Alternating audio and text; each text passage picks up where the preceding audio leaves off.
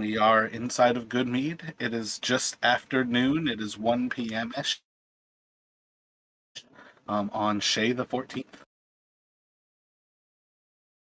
You all are effectively outside of the mead hall, and with Jaeger. And I guess for now we'll just kind of drop it to the side as to whether Relic is with us, and we'll see if he is able to join us for today. But otherwise, you all are kind of directly north of that main entrance from the mead hall. It is the four of you with Jaeger. He is understanding enough of where Fef used to hunt and is basically looking to try to take you all into the forest and hope that you all can find the actual signs of this location and see what you all might be able to find out. Do you have any questions or anything you would like to do before leaving Goodmead? No, I think I'm good. I'm good.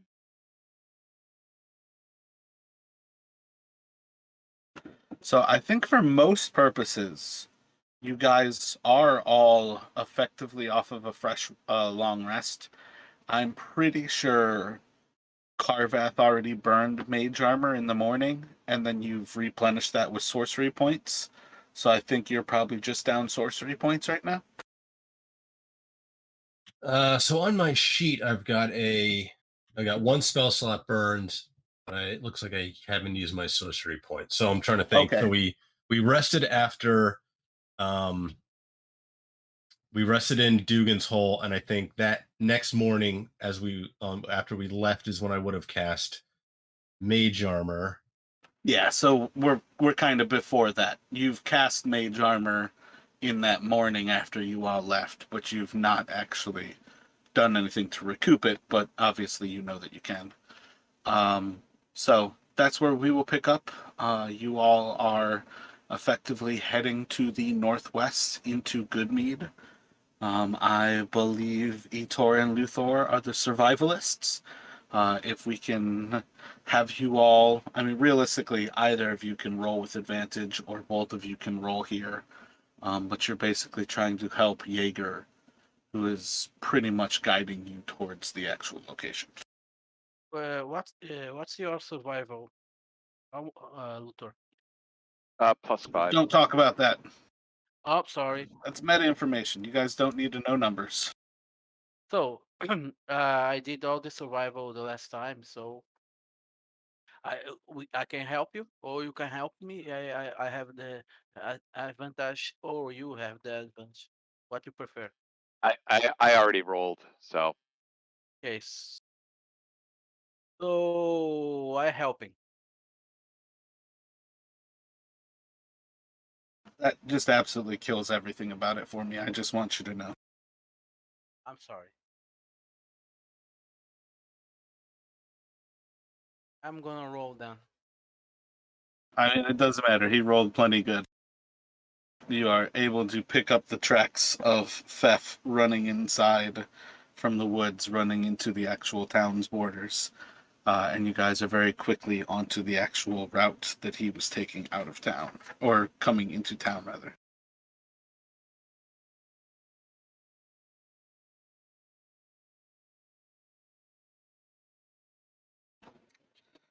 So you all will kind of be about an hour on your path as you start to head into the woods. There's a heavy snow.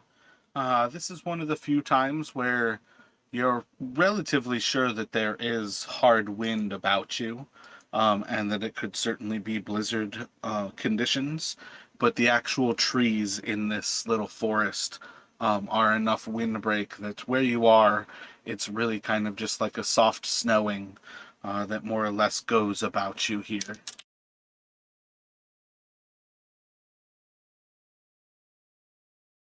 But as you move forward into the forest, you all are able to track the prints.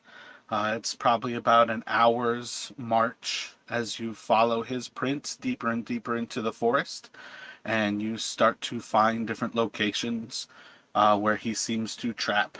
And as you're going about this with Jaeger's assistance, you kind of pinpoint the different trails, looking for like the different kind of clear paths where foxes would travel, where different small game like hares would travel, and you kind of check off almost one after another as Jaeger's kind of I'm pretty sure he leaves a trap on this trail, and you kind of just do like 100 feet, 150 feet in each direction.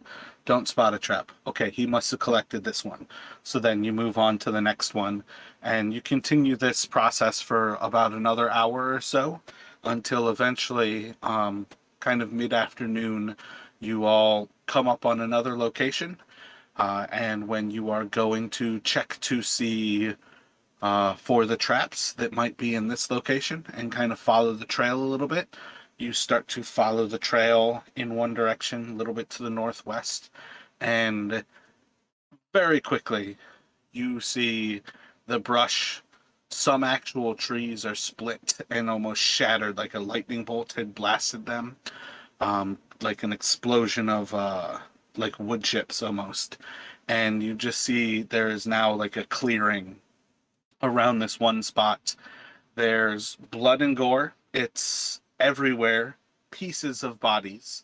About the only whole, a little bit clearer sign that you see is who Jaeger will quickly identify as.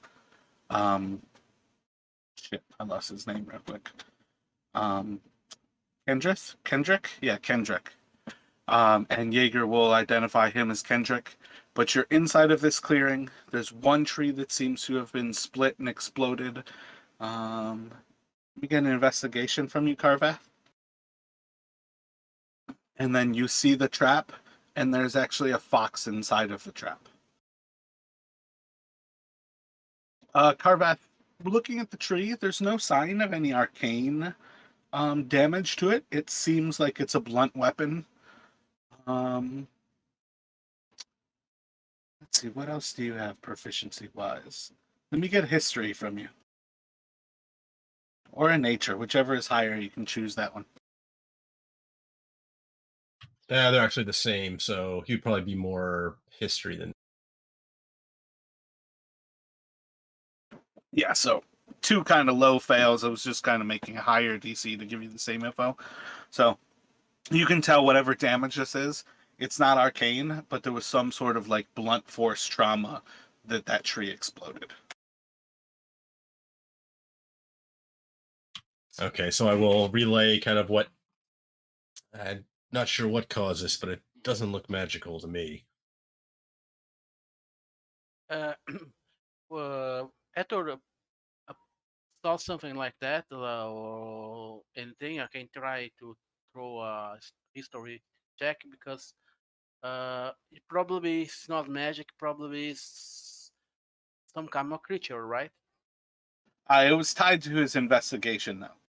That's Okay. what I mean. It was the double check that he had investigation gave him a chance. That he was close to my DC gave him a second chance at it. Okay. So forget it. Luther would, I mean, maybe this is all part of this a single investigation, but Luther would be looking around for footprints of some large creature, thinking that a creature caused the damage. Etor and Luther can roll a survival.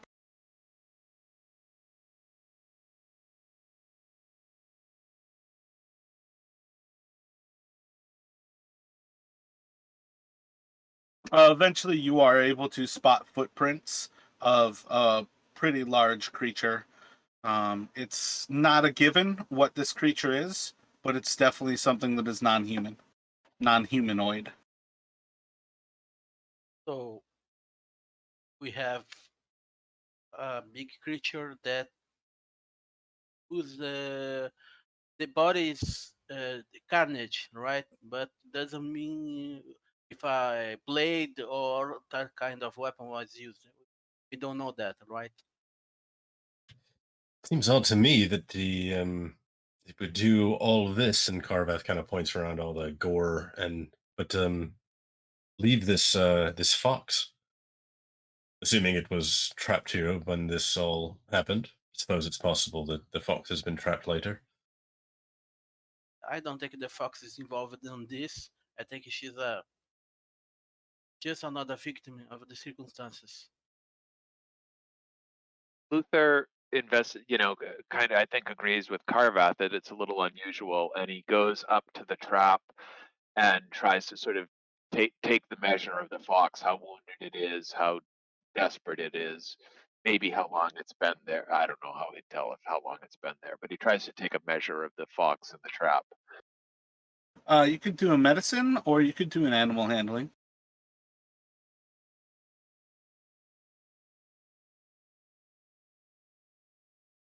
As you approach the fox and kind of like just almost like lower your body so you're not nearly as tall, kind of come at it with like one of your hands kind of lowered, palm up and kind of below its face, and just kind of rubbing two fingers together. The fox seems rather, I feel like coy is kind of the way to describe it. I don't think it fears you. You've kind of charmed it, like where you can approach it. It doesn't seem frightful. It doesn't seem especially injured. It's just stuck in the trap right now. Uther approaches to he asks, I think you should let her go. I don't think it's going to do anything to us. Just a little fox. What say you, Carvath? I see no reason not to free it. Yeah, so Luther, kind of, like they're there, little fellow, I'll get you out of this. Tries to extricate the fox from the trap. So once you get it out of the trap, are you just gonna let it go? You're gonna hold on to it? You probably have to No. hold it to get it out of the trap. Okay, well, I mean, to the extent that I have to kind of hold it to get it out of the trap, I'll do that. But once it's free of the trap, I think I'll sort of say, be on your way, little fellow, Go, my friend. You're free.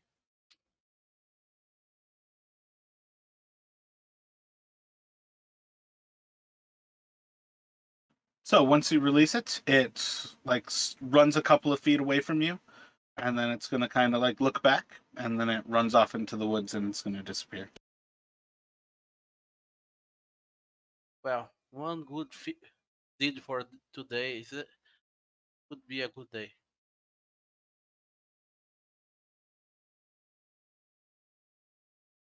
Can we follow the track of this large creature?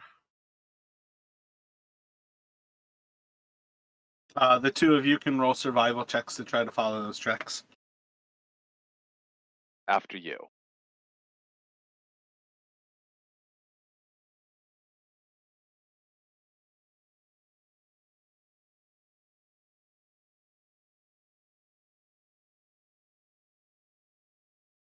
Yeah, so the tracks are not especially well hidden. You are able to keep a solid line on them for quite some time. As things progress, it's not long before the snow starts to break and the snow kind of disappears, and you're more or less traveling just by the kind of like speckles of the aurora above. There are definitely points where it is much darker inside of this actual forest. Are you all doing anything for light?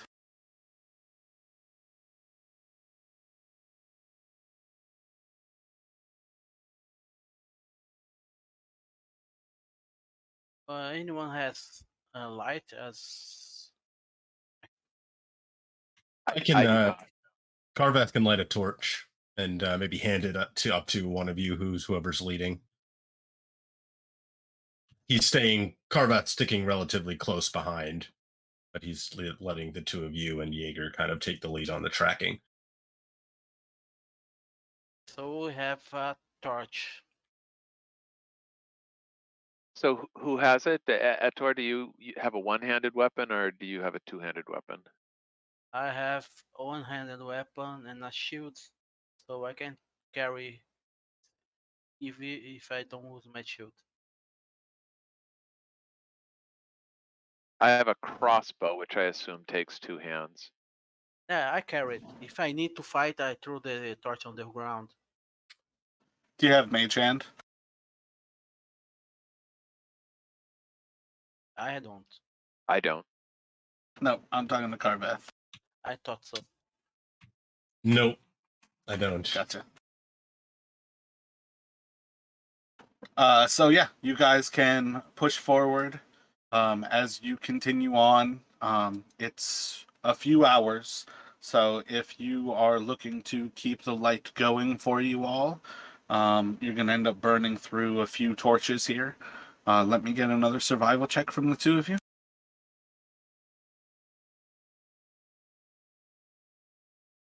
Crushing those 20s. Damn, all the 20s. How come? I wish I was waiting for combat on this.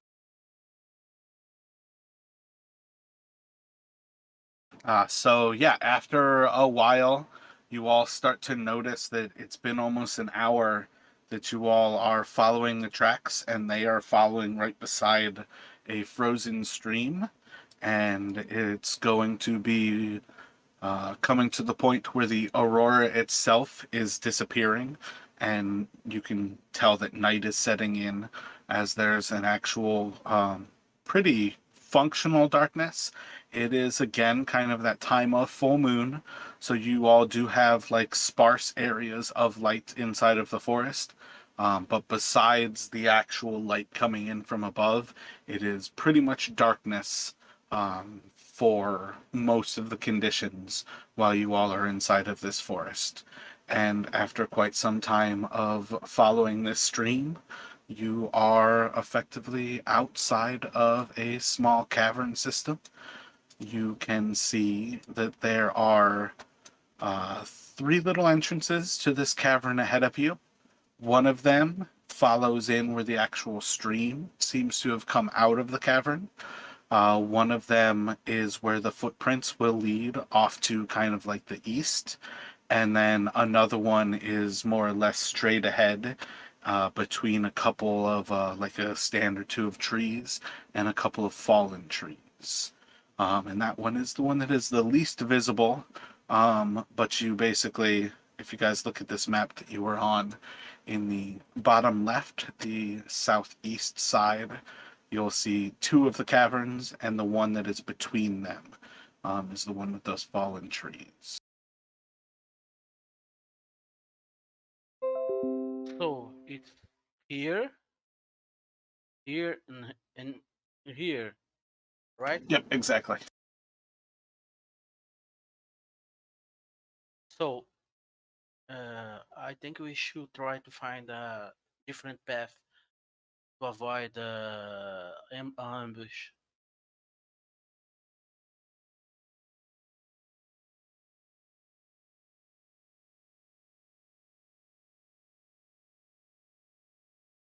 And we're coming up the stream, is that right? Effectively, you all have followed into this position, but yeah, at this point, you guys don't have to follow that anymore. The footprints, after quite some time, this is the first time they break away from the stream as they start to head towards that eastern. I suppose the question is, do we continue following the tracks or perhaps attempt to find a more roundabout way? I think we should try to see if we can get some stealth from the situation, because if we start following the Rex, we may find the whatever attack the right on our faces. Maybe we should think about a plan. This has the feel of a lair to me. Yeah, I agree. A cavern, sure. Probably the creature lives here. I would presume it uses this stream perhaps for its water source, perhaps another cavern for its I don't know, home. Yeah, we should try There's a place in the middle, an entrance with the two falling trees. We could use that way. Fine by me. Just an Yes. idea. I'll defer to you two. You're the tracking experts. Perhaps Jaeger can keep watch out here while we go check inside. Okay, so I think we should try to use the middle entrance, center entrance.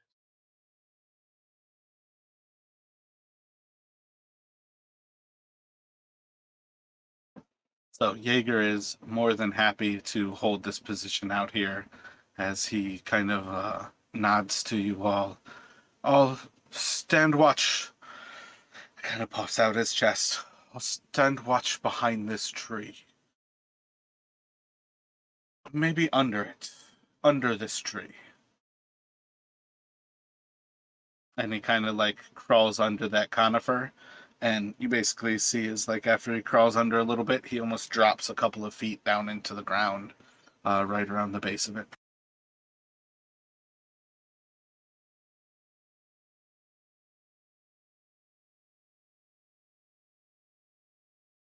So we Oh, do it this way here.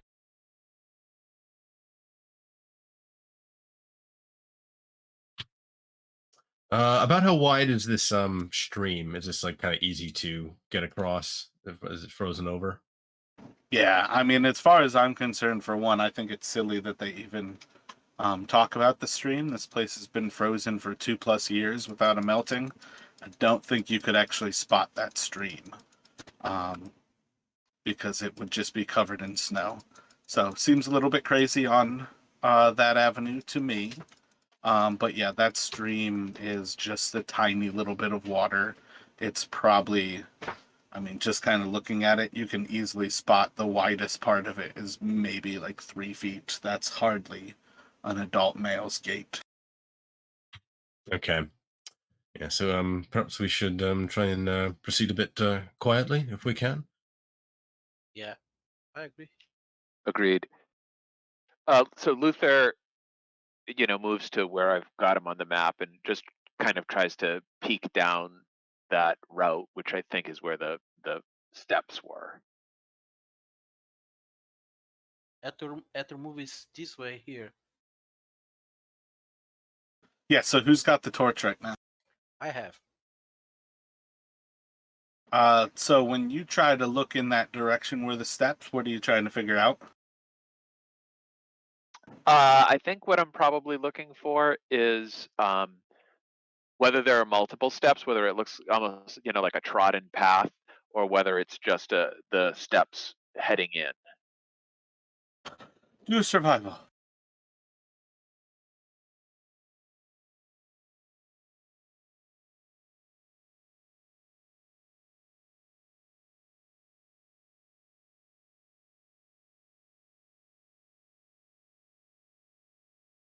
Giving it like a little bit of looking over,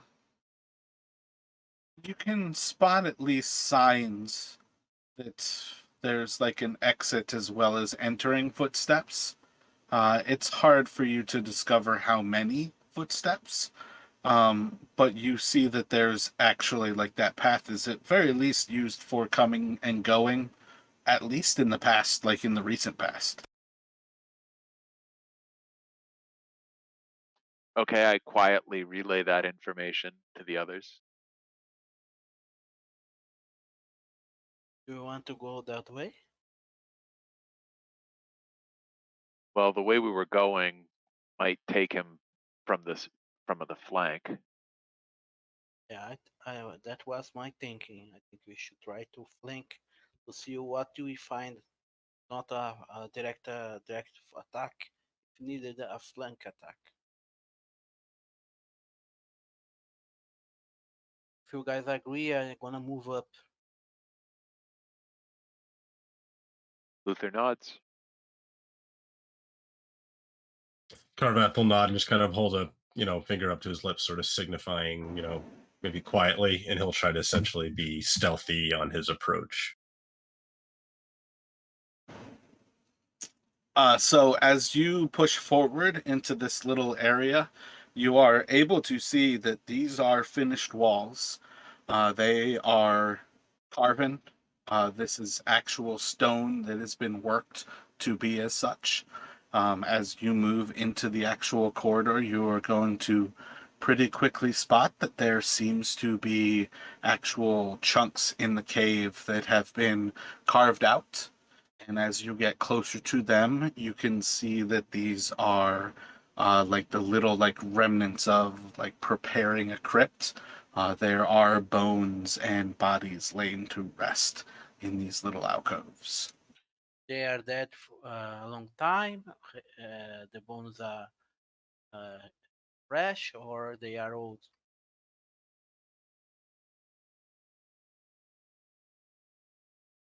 I think the medicine would probably be a little bit more for that cause, but you can do medicine or history.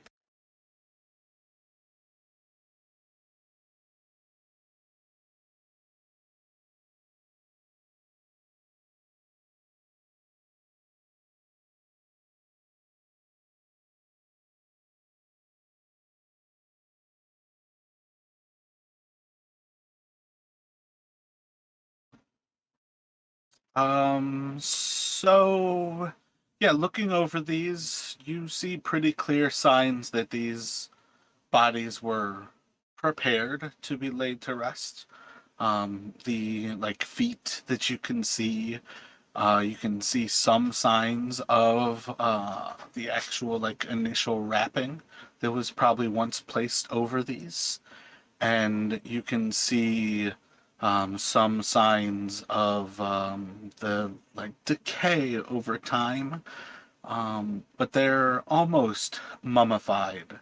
And I think that would probably give you at least a little bit more of an understanding that the nature of this little area, the dryness of extreme cold, has almost preserved these bodies, making it more difficult to figure out a time frame, so much as that the bodies were almost like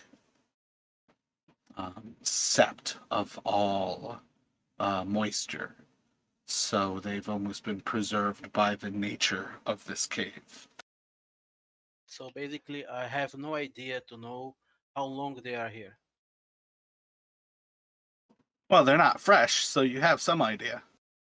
Yeah, but I can be a year, or they can be a century.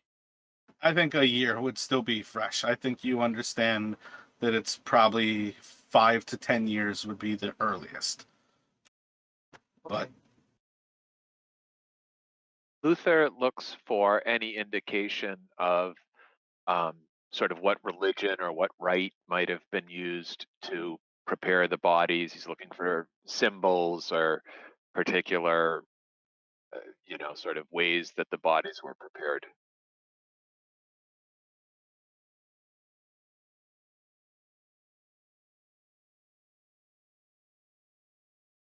I'm thinking maybe a religion check, which isn't really his strength, but I also like to search for anything that could be useful.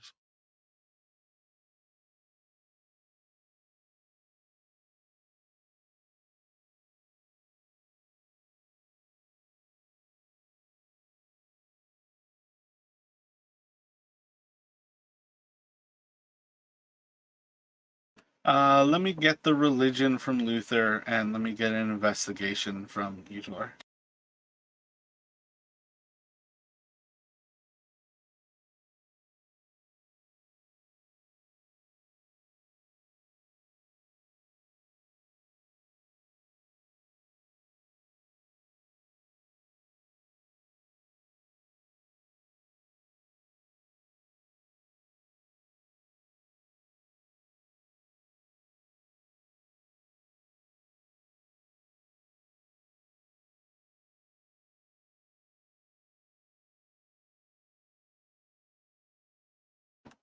Yeah, looking over these little niches, from what you all can tell, at best you're finding they seem to be some very like low tech civilization. These are perhaps some of the original folk who used to inhabit these lands. I think on some level you guys might have heard at least like the first little signs of the people of um, the Ragged Wastes, the Ragged Glacier. I don't actually know how to pronounce that one offhand. But perhaps these are some of the effectively indigenous people of this land.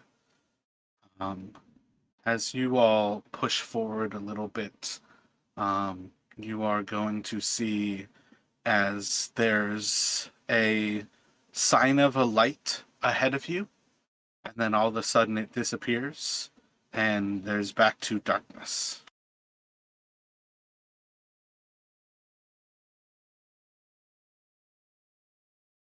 So Carvath, kind of seeing this light, he's going to try to creep up a little bit, kind of in between Ethor and Luther, and he might try and kind of reach out with his detect thoughts to see if he can sense any creatures within 30 feet, wondering if maybe it was somebody that had a torch and kind of put it out or something like that.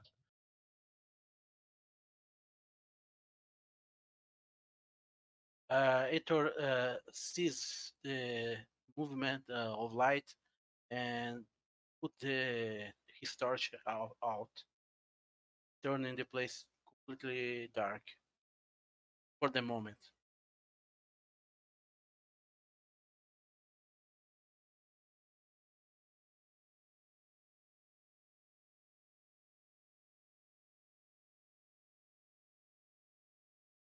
You've got Draconic, Elvish, and Infernal. Sounds right. Yep. Yep, those are the three. You cannot see it, so you can't peer into its mind. Oh, no, I wasn't. So I was essentially just. I think I can use it to just detect the presence without actually going into the mind. I feel like that's the telepathy versus this one. I think that's the telepathy of that stone that you had last time, where you can like locate stuff that is near you when you focus yourself. This one in particular, it's one of the first lines is a creature that you can see.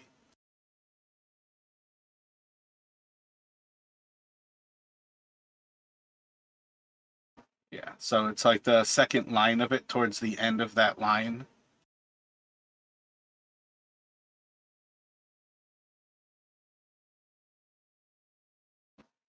But no, at present, you don't have a sense of where it is. It basically had a light ahead of you all that got snuffed out, and now you guys are basically in the darkness of this little area. You have basically come to close enough of the end of this location that you know that you can either start to move into what appears to be a semicircular room that kind of curves around to the east or to the west of you.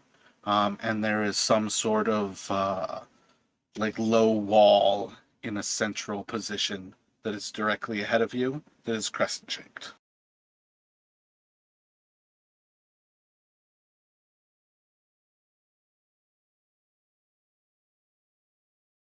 I think we should try to go the right of us. See if we can find. I don't see anything.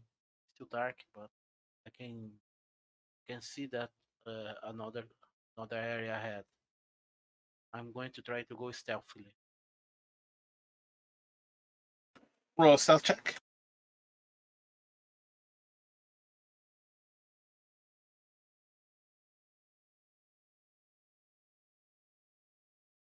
Yeah, I have a disadvantage because of my armor, but it's a 10.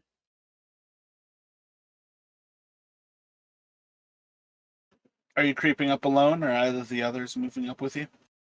I don't know. Are you? Yeah, Carvath he'll kind of Okay. follow behind. All right. How long does it take to light a torch? Effectively an action inside of this little cave system here. You guys are well protected from the wind.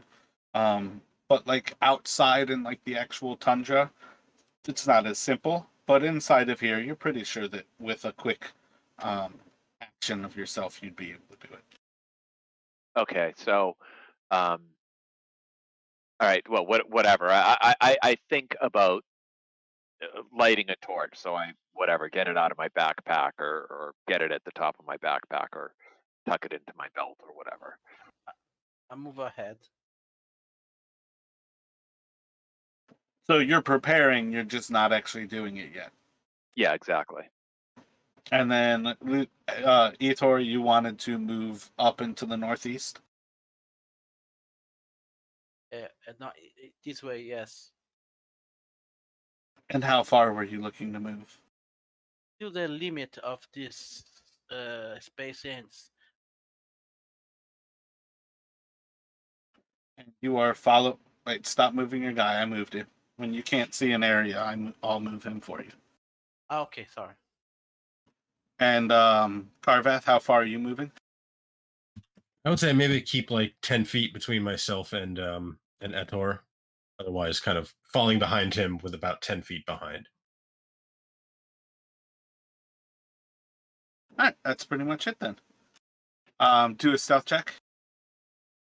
No, him. just Carvath. Okay.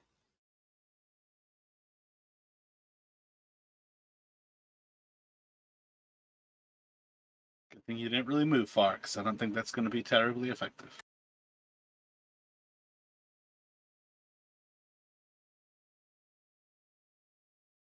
It's like that scene in Lord of the Rings where he knocks into the skull sitting on top and it just like sends this like whole big thing clattering down. That's kind of what he just did.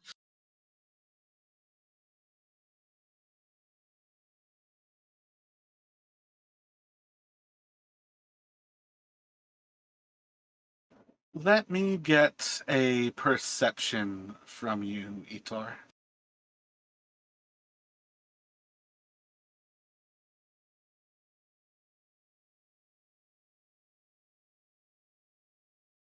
So, as you round that corner, you get a pretty good sense of your immediate surrounding, that you're almost in like a circular pattern, and the opposite side kind of does the same thing, as if there's almost kind of like a holy symbol where there's like a handle, and that's where all of those crypts were, kind of at the top end of that handle, and then that there's like a circular, almost like, is your god Lathander? Is that who you went with?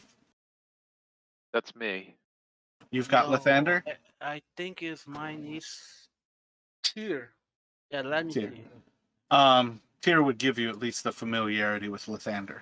So as you kind of move into this little section, you feel like you're almost like walking up the handle. The bodies are towards the top, and then this actual circle that you're walking around is almost representative of the sun. And you're in kind of like the lower eastern side of this sun, about to like walk in a circle.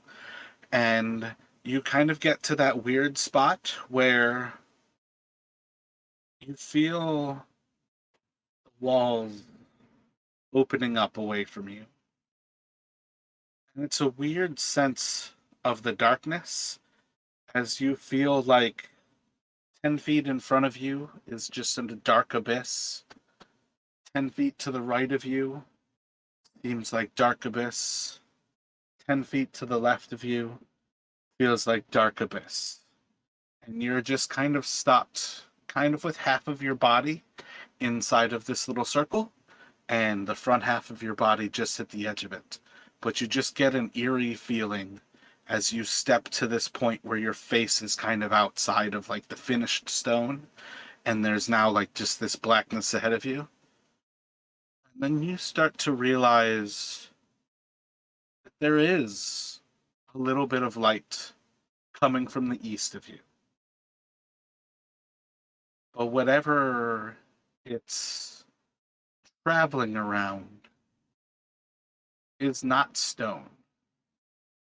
There's a creature close to you, to the right of you, blocking most of the light that is traveling through that cavern. Uh-oh. And the cavern is probably 15, 20 feet tall. This is a massive creature, and you are very close to it right now. What are you doing, Etor? I'm doing the right thing. I'm going to slowly return back. I'm starting to step back, trying to get away from the creature. I see the shadow of, trying to get some distance, see if I can find the others to try to warn them as quietly as I can. Roll another stealth.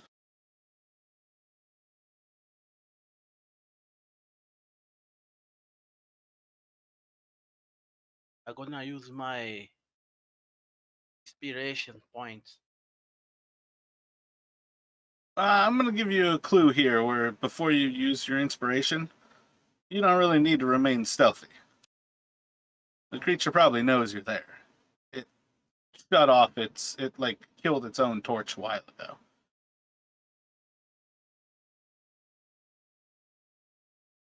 Okay.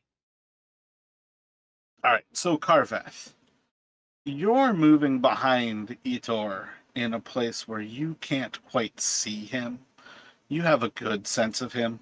I don't see any reason why you're not delving into surface thoughts of him. And you get the same sensation as you're about to step forward a little bit ago, like a little bit after him, to maintain that kind of 10-foot buffer. You gain that same kind of eerie feeling as he breaches the finished stonework and is kind of looking into the void. And it's a very primal sense of fear of the dark, because not being able to sense with your eyes has become so much of what people depend on. This is almost a lot of how you've gotten by with a lot of things in the past, is that ability.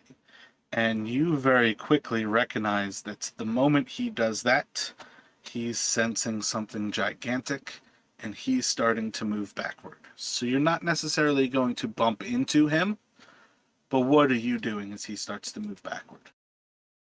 So I think Carvath is going to like kind of with one hand gesture back towards Luther and kind of almost like a hold, like kind of like holding his hand, like hold, like stop, don't approach any closer. And he's going to these niches in the wall, like, are they large enough that somebody could essentially try to kind of conceal themselves behind it? Not with the actual bones in there. They're basically like just the size of a human skeleton, and they are filled with human skeletons. They are Got it. shallow. Okay. They are shallow. Yeah, okay. So like in like catacombs where it's very okay. Um and I think with that I am sort of going to start moving to back up towards Luther and kind of like if I can get close enough to him to kind of quietly say like something's up there. So I tried. I get back. I warned the others. Listen, it's too dark, but I'm sure there's something huge there. Some kind of big creature. Uh, uh, I can, for this form I saw, I can see if is any creature, some kind of creature. I can try to identify by the size what kind of creature could be.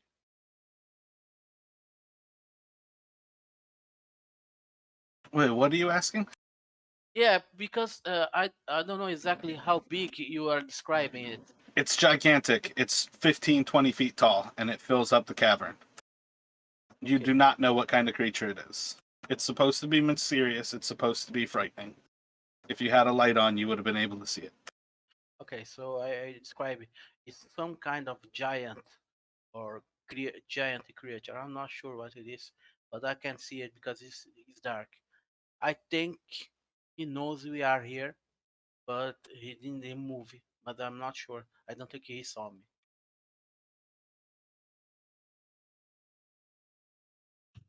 If it I don't know. It seemed like it put out a light, so He probably makes. knows we are here, but I'm not sure he knows where we are. Is it too big to fit in this corridor?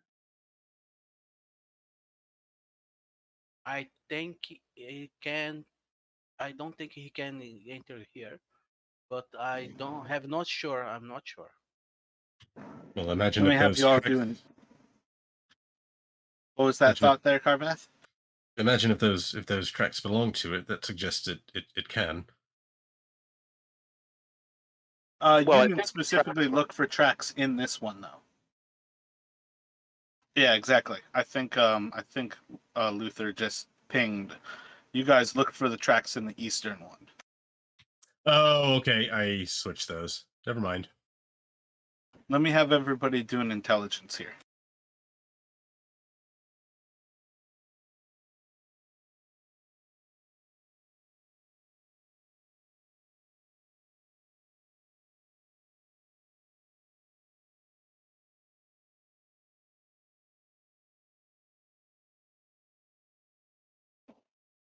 So Etor, you'd have a pretty good sense that this thing probably could fit in here. It just might have to squeeze. It's still like a pretty large cavern, even though this is only 5 feet wide, whereas the actual like caverns are 10 feet in most places. So it's not really that much smaller. It just might make the creature have to kind of force itself into the section. But this is probably the creature that you guys are looking for because, again, this is a gigantic creature. I don't think we are safe here anywhere. We have two options. We get back, try another way, or we go ahead, try to find a way to flank him before we try to see if it's I know if he's going to attack us or not. I'm not sure yet. Like, imagine. I mean, we were tracking it, right? We want to put it down. Yeah, but we don't know if he's going to attack as soon as he sees us or he's going to do anything. And we don't know how intelligent he can be. if we can figure out a way to trap it and limit its movements, that might be our best. That might be a good tactic. These logs are, if I understand correctly, they're 20 feet long and, essentially more than the four of us could move. Is that correct? I don't think there's a particular reason why they would have to be more than you can move. They're not going to be easy to move, but I think if we're going to attract him outside, I don't think he's going to change anything. What we need to know is what we can do from here or going forward. I don't think we need to go back. If it is potentially going to have some difficulty passing through this area, perhaps we could lure it out, have a few people, several of us standing back near the entrance, and kind of try and wear it down before it gets to us. Not that I'm volunteering to be the bait. Of course, we are a bit thin, and it don't seem like you could face it toe to toe. Neither I can, I bet. But I think I should go for ahead, try to see what it is. If he's going to attack, you're going to find out it soon enough. If we think combat is imminent, I'd like to throw, that is to say, I'm saying this to the others. Before we go into combat, give me a few moments to throw Sanctuary and Bless on us before we initiate combat, if it's our choice. Both of those are concentration spells. Meaning I can only throw one of them. That's correct.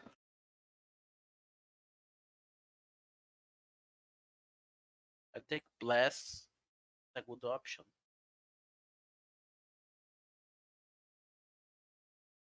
You guys Okay, are so that- reasonably sure while you guys are sitting here plotting and planning, that thing is probably doing stuff. Listen, I think we should go.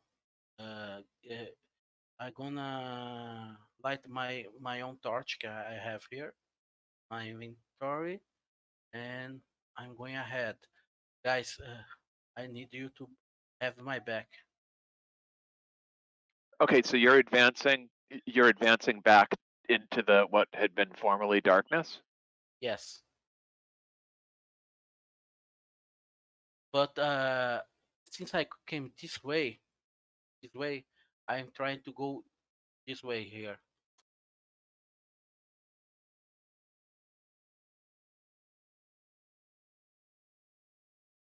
So, as you're moving in that direction, are you just kind of walking off in that area, or are you trying to be stealthy still? I'm going to try to be stealth as long as I can until I can't. So, you can move effectively to that position as like a turn, lighting your torch and then walking off in that direction as you're going stealthily. But you can roll a stealth check. What are the other two doing as he's kind of heading off?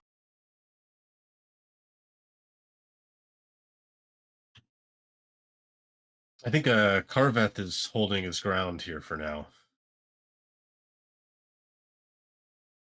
I think Luther might try to squeeze past Carvath in that situation. Is that okay? Can I do that?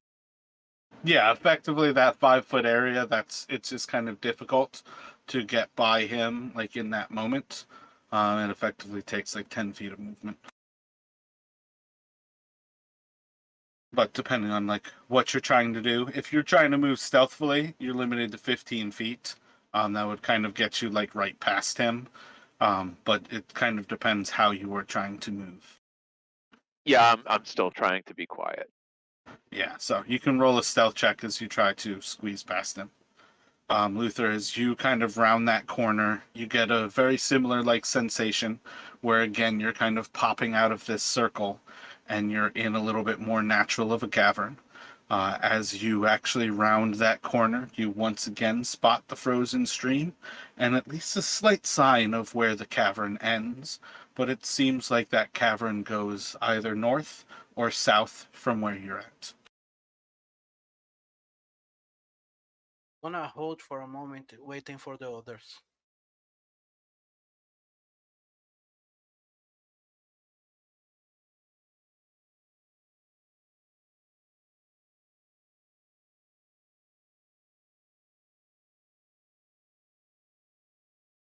Okay, so probably after a little bit, Cardath will sort of stealthily start trying to move up.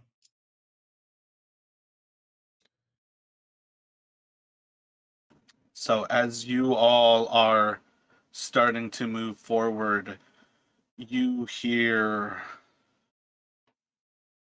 a low kind of rumble.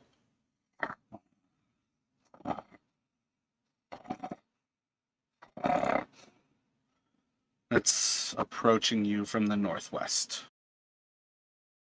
I'm going to move northwest here.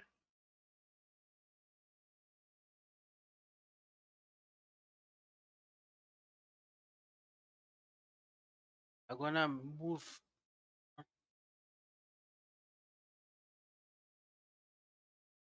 All right, so when you round that corner, you are going to see a large creature that is snow white with almost kind of like a brownness to its flesh or to its fur. And it is immediately growling and snarling at you, and nothing about your present situation feels safe. As he moves into that direction, Carveth, Luther, what are you doing?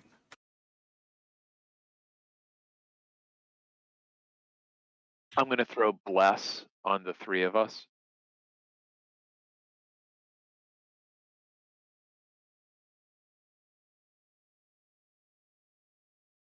Carvath, thoughts? So Carvath's going to move a little bit, kind of farther in here to try and get sight on Etor. But that's kind of maybe he'll hold a firebolt if something comes. He's after he hears the sort of this snorting sound. So everybody roll initiative.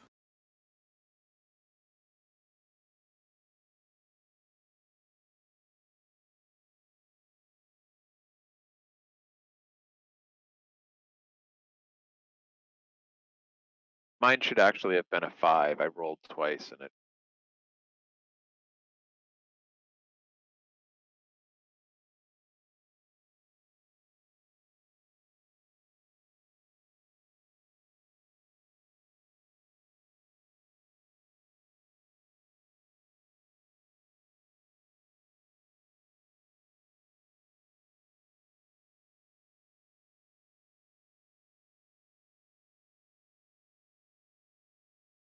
So Carvath, you don't see anything as that moment approaches.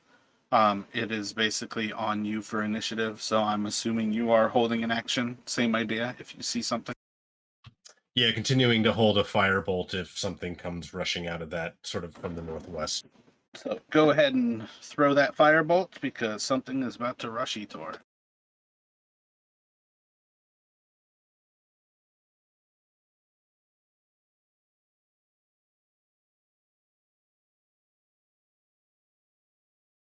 So as you flick the bolt out from your grasp, there is a large, like, white kind of dusting of snow, and the size of this creature is extremely large, extremely shocking to see from about 25 feet away, and it is just piling into Etor, and in the moment you sling the firebolt, it smacks into the creature.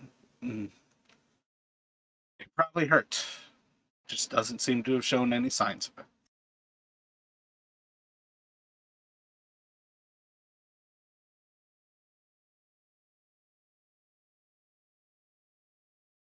Yeah, Carvath's like kind of as he sees the size of things, just like God's like under his breath, muttering as he unleashes the fireball.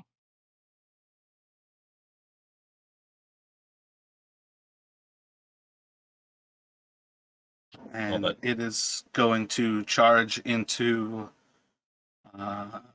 Etor, and it is going to claw him first, and then after it grasps onto him with its claw, it's going to try to get its maw on him. So the claw will be first, and then the bite. With a 18 to hit, I think that'll be a hit, Yeah. and then the other should miss with a 14. Yep. So it is going to do. Ooh, shit. 10 slashing damage as it claws out at you. Ouch. And it's going to go to Luthor. 50%. I'm going to cast. Oh, guiding bolt. I guess I did the roll. As you blast out at it with the guiding bolt, it smacks into the edge of the cave wall and misses the creature. Nuts. Probably don't have a bonus, and it will go to Etor. Okay, so I'm in melee distance, right?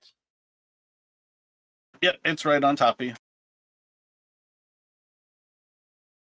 Just a second. Let me check my actions.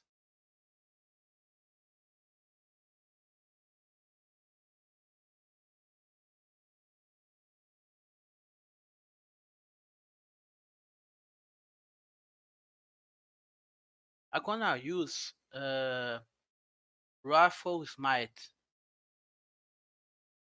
It's So I think that's a bonus action. it's No, it's a action. It's a spell. No, never mind. I have to use before I attack. Since I am already on combat, I'm gonna use uh, uh, Divine Smite, regular Divine Smite. I don't think you have to burn the Divine Smite until you actually hit. Okay, so I'm gonna attack first. Remember, you have bless, so you can, I guess, use that on either attack or defense.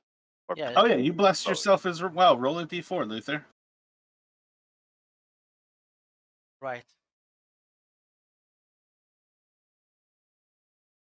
15. Yeah, I'm gonna go ahead and say that one's gonna hit there. So it will blast into it. That will give Etor advantage for his shot. So I'm gonna attack with my Morning Star.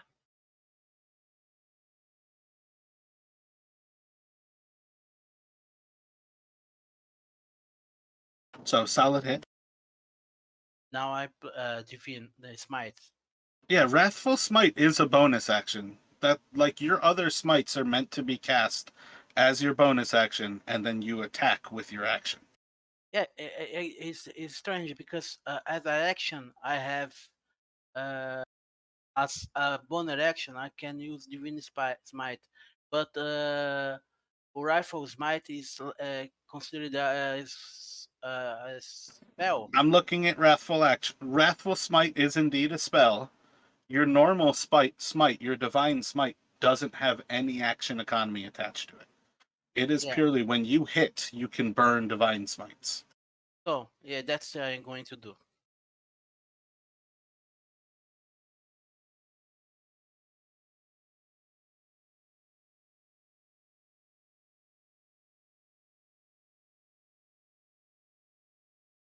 Was 12 total damage.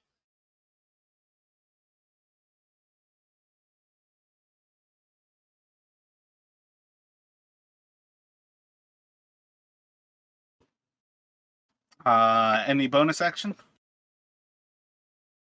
Let me see. or any movement? As a bonus action, I can try a Shield of Faith on myself.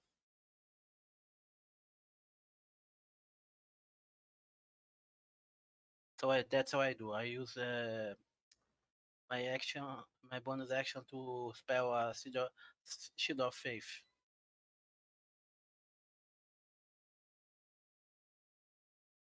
And then we'll go to Carvath. Okay, so Carvat's going to, seeing the size of this thing and seeing his claws rake against Etor, he's gonna be like, Etor, get out of there. And he's going to, hoping to maybe try and distract it so Etor can escape, he's going to launch some magic missiles.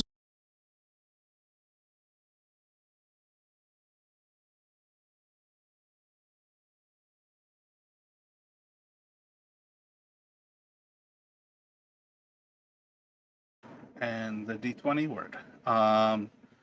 Yep, so they're going to smack in for 8 damage. And having said that, he is going to start backing up about 10 feet as he casts it.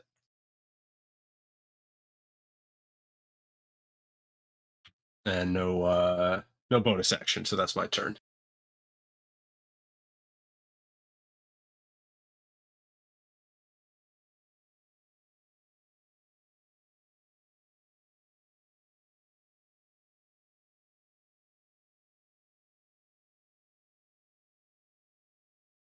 Actually, scratch that. As I might as well use the sorcery points now, so to regain a spell slot.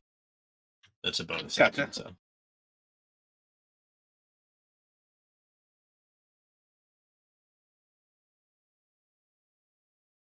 So So yeah, I think the bear is going to start running away from you as it is yiping from those attacks. You can take an attack of opportunity, and then it's going to be gone.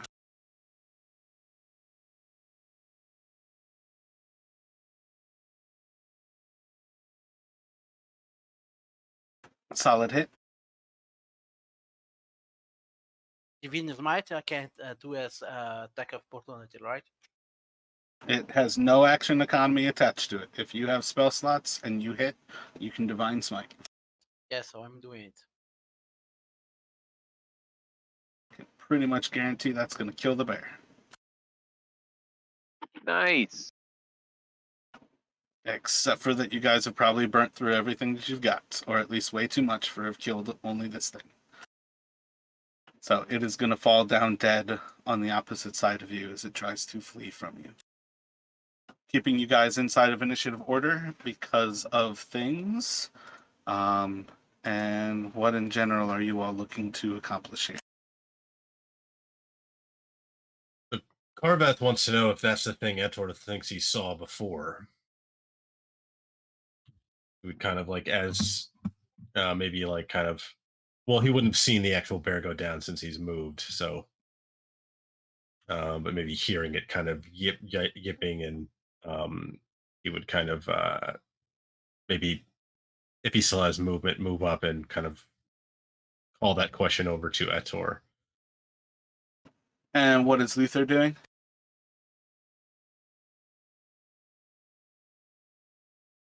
Yeah, again, it's still kind of got to be inside of initiative order. So if Ludor is moving over, Etor's going to do his thing, and then Carveth will do his thing. You're pretty sure the thing was well injured as it was running away, Carveth, but that doesn't really, again, like you said, it doesn't really give you the information that it is now downed. Right. Okay. I'll wait for my turn. So Luther, shifts his position like this, turns to the northeast, and what do you call it? Is sort of on a reaction shot. He's kind of wondering if a further attack is going to come from this east or northeast direction.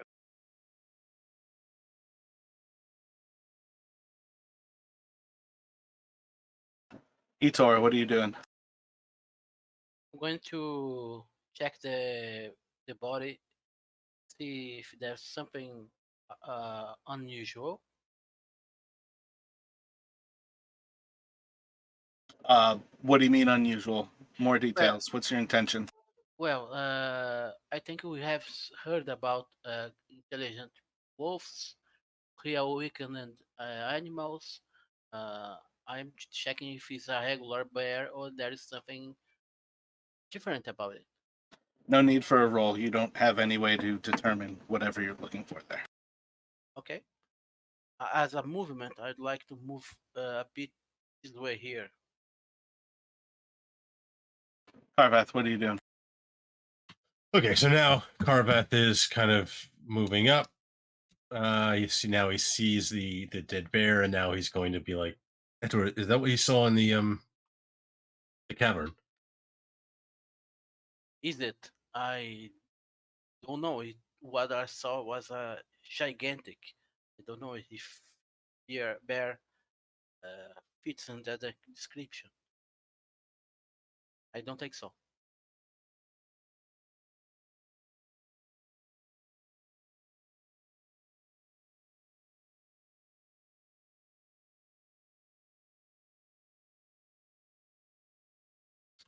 And I guess maybe for my just as an action, I'm going to take the dodge action, kind of looking around and kind of, um, not sure if that's kind of the end of it or not.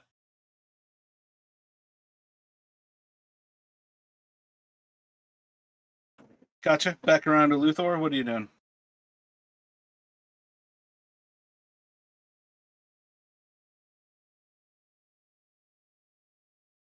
I'm going to back towards the carcass, and I'm going to look down here to the south just to try to see if I can kind of fill in this area. Just be clear that this is a straight passage out of here.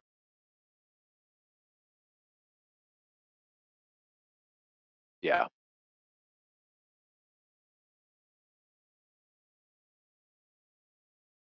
Oh, and action-wise, I'm going to also have that reaction shot. So you're holding an action. What's your trigger? If a large, well, basically, if there's something coming out of the darkness up here, I'm looking in that direction for an additional attack. Gotcha. And it's going to go to Ethor.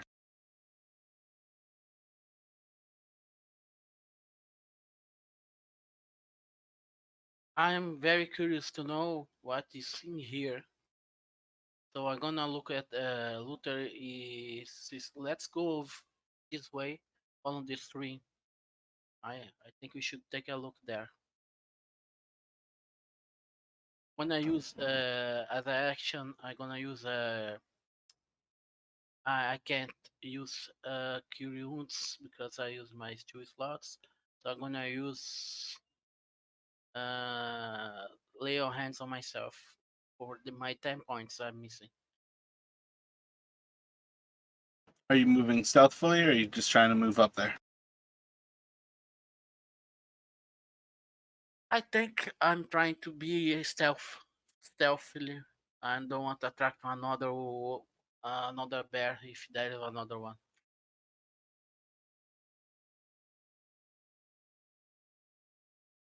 So roll a stealth check.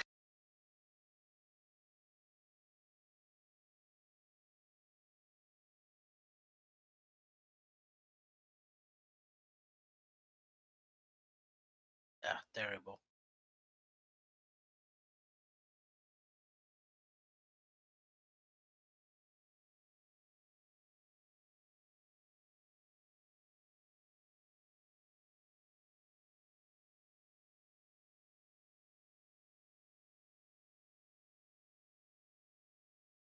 So you move forward. You see the frozen area of the stream seems to get a little bit larger. This area reeks like death, so you feel a sense that this might be the bear's lair. You're still looking into some areas that are not well lit, but you're pretty sure that you see more cavern to the north of you. Perhaps a little kind of walkway to the east. It's hard to tell where that opening might go, whether it's just like a little crevice or if it's a place to actually move. But you're kind of getting a sense that this might be the end of this area. And then Carveth. All right, so Carvat's going to start moving towards the others, and he is going to go ahead and light up his own torch for some additional light with his action. And he's kind of at this point kind of sticking close to Luther and kind of giving kind of a bit of an, again, kind of still can't get over the size of this massive bear, and otherwise kind of just being very cautious about what he's doing.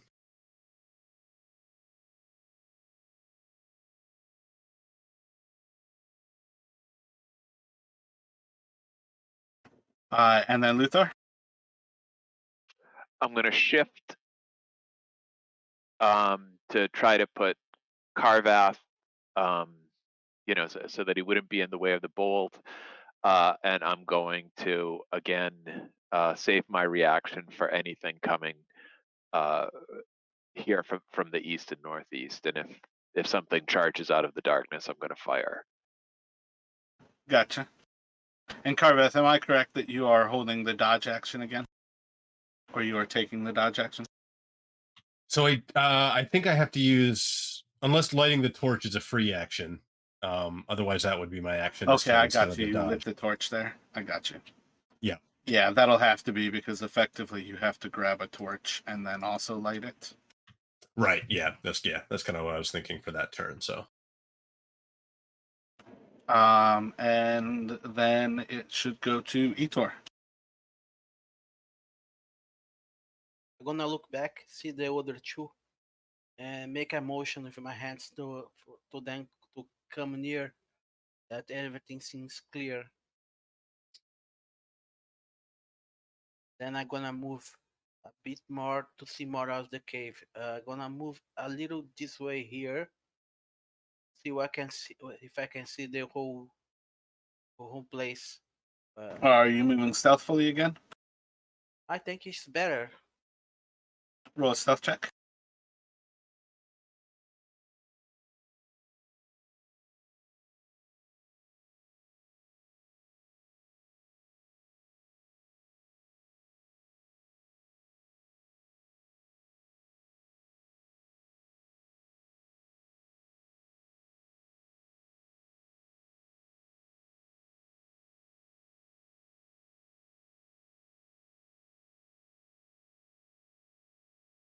So by that point, you can see that you are at the end of this tunnel. You seem to have found the point where the stream comes out of the rocks. It is still frozen here as well. Roll a perception check for me.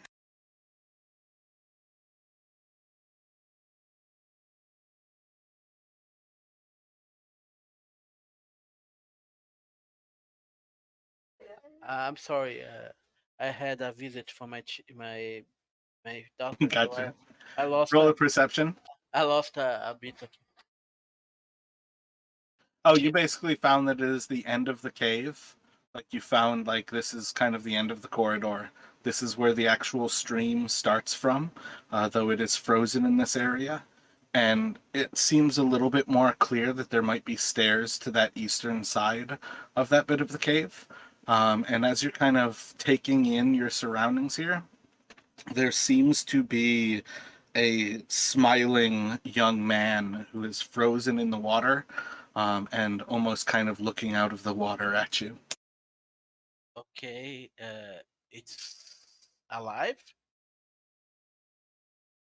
I mean, they're frozen in ice, so you don't know. So I can try to look a bit closer.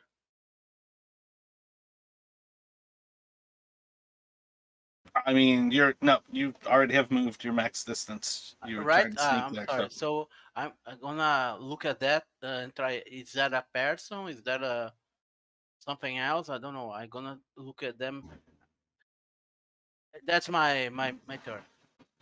yeah, I don't think you have any more. It was a No. free Yeah. to give you that information. Yeah. Just look. Saw something. He kept looking.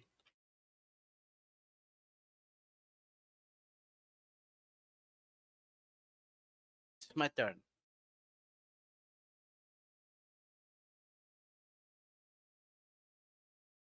And it's gonna go around to Carvath. Okay, so Carvath is going to start kind of slowly moving up a bit, kind of trying to call out to Etor, kind of like in that, like, he doesn't want to be too loud, but he needs to be able to, like, kind of reach him. So, like, Etor, like, um, we should stick together. And I think he will. This turn now, he's going to essentially focus on his defense and take the dodge action again as he starts kind of creeping up this way. Gotcha.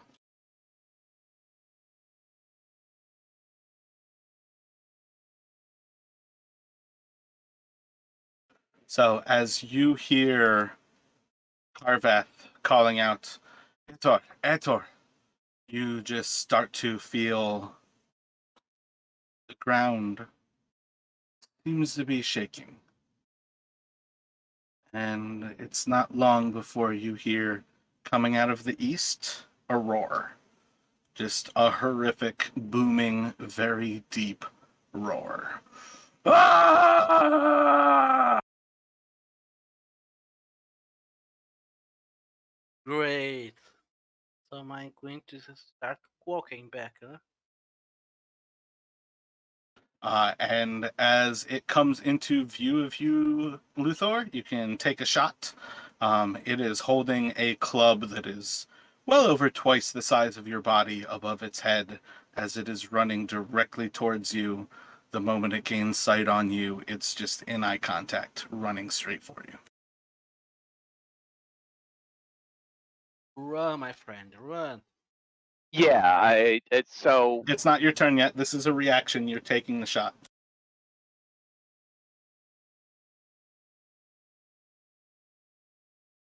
That's right. It's going to walk more. The trigger was that you saw something coming from that direction. Yep. So you're Yep. going to take a shot into it. The crossbow bolt sinks into this creature, and it is still running you down. So nothing really changes there.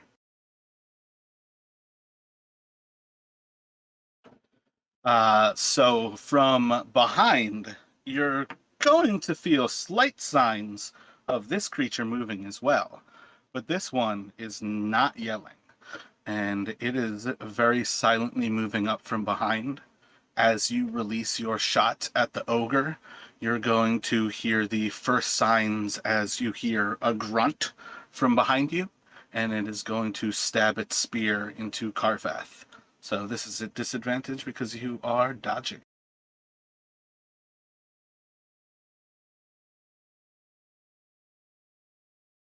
Son of a bitch. And then the second one. Oops. Probably won't be enough still. Son of a bitch. Let's see. I don't think a 12 hits you. You've got mage armor going, so you should be at 13 as a minimum. What's your AC right now? So it's Yeah, you 15. should be 15. Yeah. So yeah, it's going to stab at you twice, and you were ready for this. As it lunges out at you with this spear, you are able to move to the side, and as you move from the second one, you see that spear was aimed directly between your eyeballs. And if that had sunk into you, you probably would have been dead. And it's going to go to Luther. So this second one is of similar size to the one that's charging me? Each of these creatures that you all see are basically as tall as these caverns. That puts them at about 15 to 20 feet. Can I move past the bear in this direction, or do I have to sort of run around the bear to the west? I mean, for what it's worth, you can move around it, yes. You have a sensation that you are still in melee with that creature, though. Okay. So I'm gonna try to move then.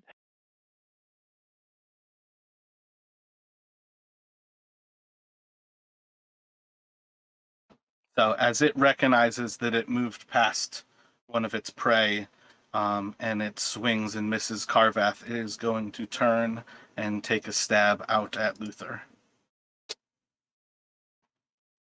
And that should be a solid hit with a 19. It is going to stab into you. And it's going to deal 21 damage to you. I'm down.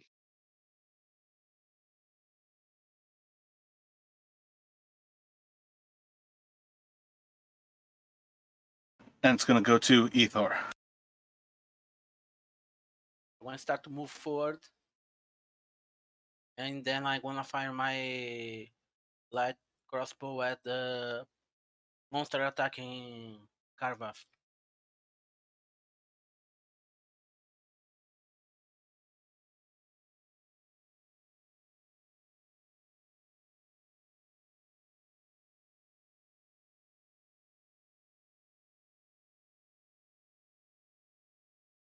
It just raises its shield and very easily just blocks away that arrow, and it just drops to the ground.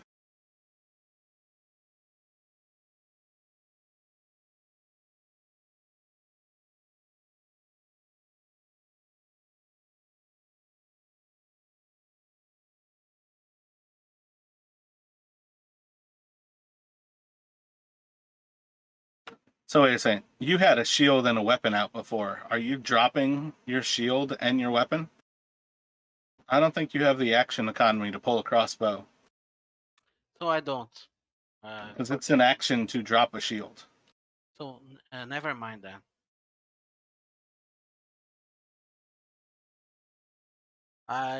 It's the best I can. Is how much I can move. It's this, right? You were limited to 3 because you were trying to be stealthy. Yeah, no, I'm not doing now. Yeah, so you're not limited to 3 here. You could get to that creature. So You I get to. cannot stop on top of him. I'm sorry. So I'm going to attack. Yeah, so we're going to take that 4 as your first attack.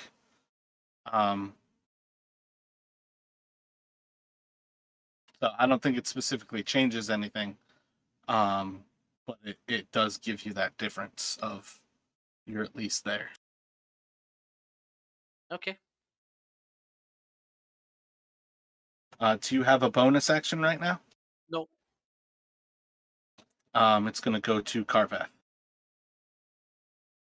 Okay, so Carvath, having seen this thing, kind of having himself just barely managed to avoid being skewered and seeing this thing turn and essentially put Luther down with one blow. Carvath's going to be kind of like, eyes are going to go wide. He's going to be like, kind of like throw his hands up like yield, yield, yield, and he's going to disengage and start backing away.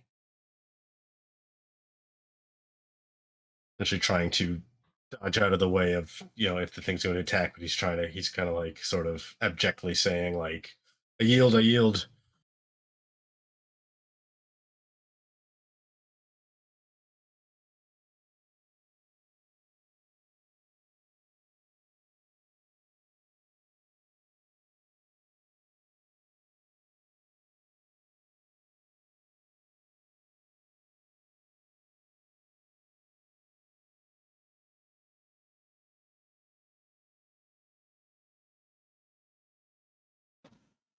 Alrighty, so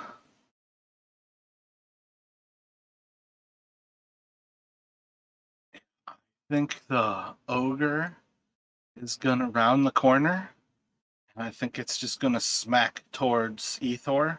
You'll have 3/4 cover, so you're +5 AC. I'm pretty sure you're only getting hit on a crit here. So it's just gonna swing out and bash into the wall as it tries to hit you. And then Duh is going to say, as he kind of like looks a little bit behind him, friend, no. Guard this one. And he'll point to Ethor with his shield hand. And he raises his spear above your head. And he just kind of like does 2 little kind of like lifts with the spear tip. And he's staring down at Carveth. You can yield. And Luther, make a death saving throw.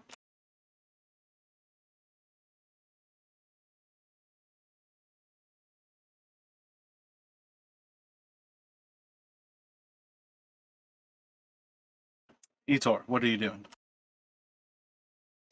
I'm going to.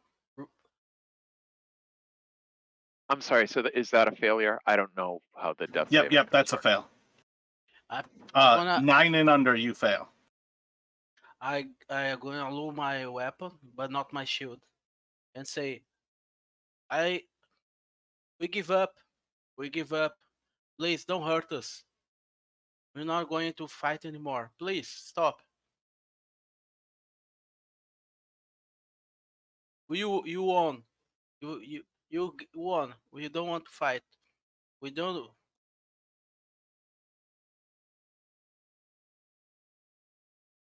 Carveth, what are you doing?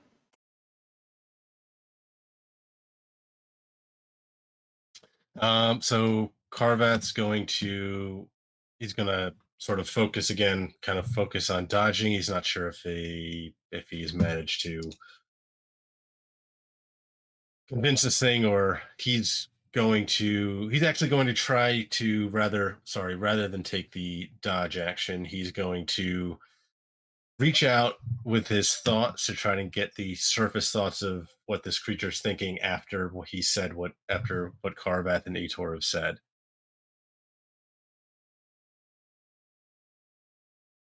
I don't think of, you're going to get anything new there. I think it's still effectively on. If they yield, they yield. Otherwise, they are food.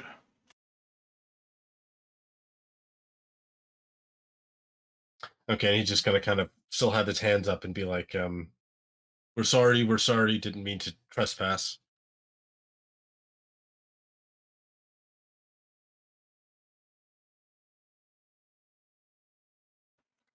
So you're just gonna hear the ogre kind of looking back at this creature. I'm friend? And he'll look back over. Yes, friend. Pick this one up.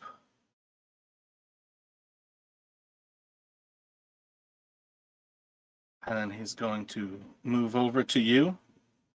And he is going to put out a hand. And then death save from Luther.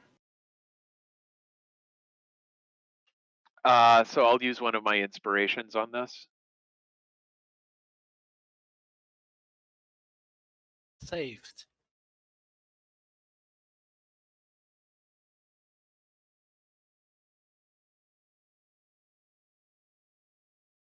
And then Ethor.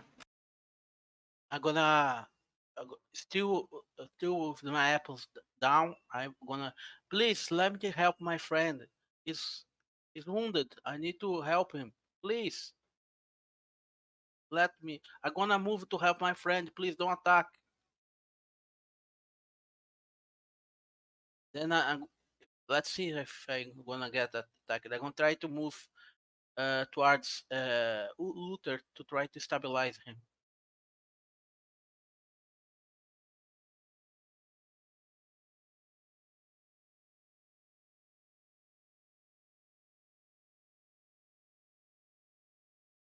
Are you moving right now? No, I don't want to make them attack me. I'm gonna stay Gotcha. dead. It's going to go to Carveth. Okay, so Carvat's going to kind of tentatively kind of reach his hand out towards this does, even though it's probably like, lost within the size of it. And Yeah, your chest is probably about the size of this thing's hand. You could pretty much climb into its hand at this point, how it's kind of presented out to you.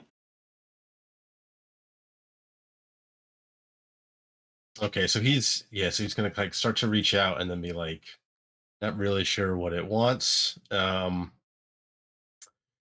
And he's going to kind of hearing he's gonna kind of like echoing what Edward had said, like please my our friend is hurt.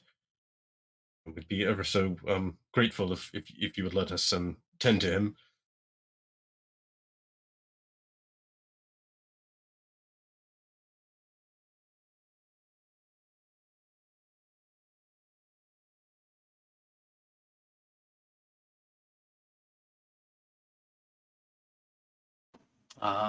Ogres just kind of looking around confused.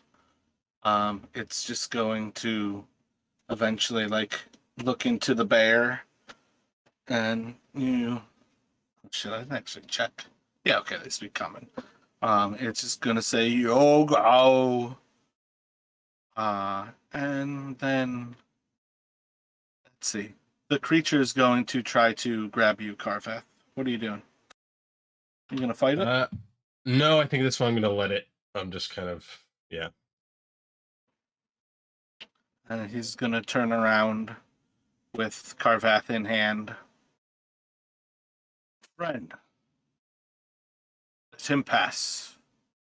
Let him save his friend.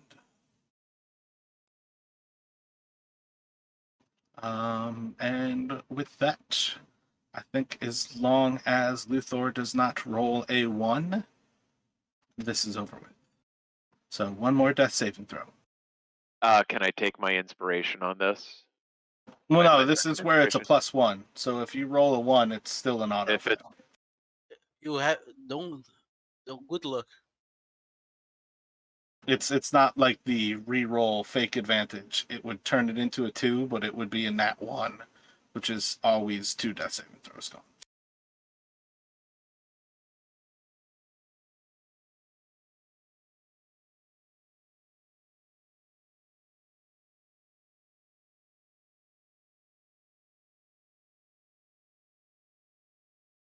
Jesus. 18. Yep, so he'll be stable. You have a reasonable understanding, Etor, that he is allowing you to go to your friend, and that theoretically the ogre is not going to attack you. So I go and try going to stabilize him. Oh, did you use your whole pool? Yeah, I can't put any lay on hands. I can try to stabilize him since I have medicine. Yeah, so that's just a medicine check. You don't have a medicine kit? I don't think I have. Gotcha. Yep, just a medicine check. I think you need a 10 plus to stabilize him. So he is stabilized. Luthor, roll a d4.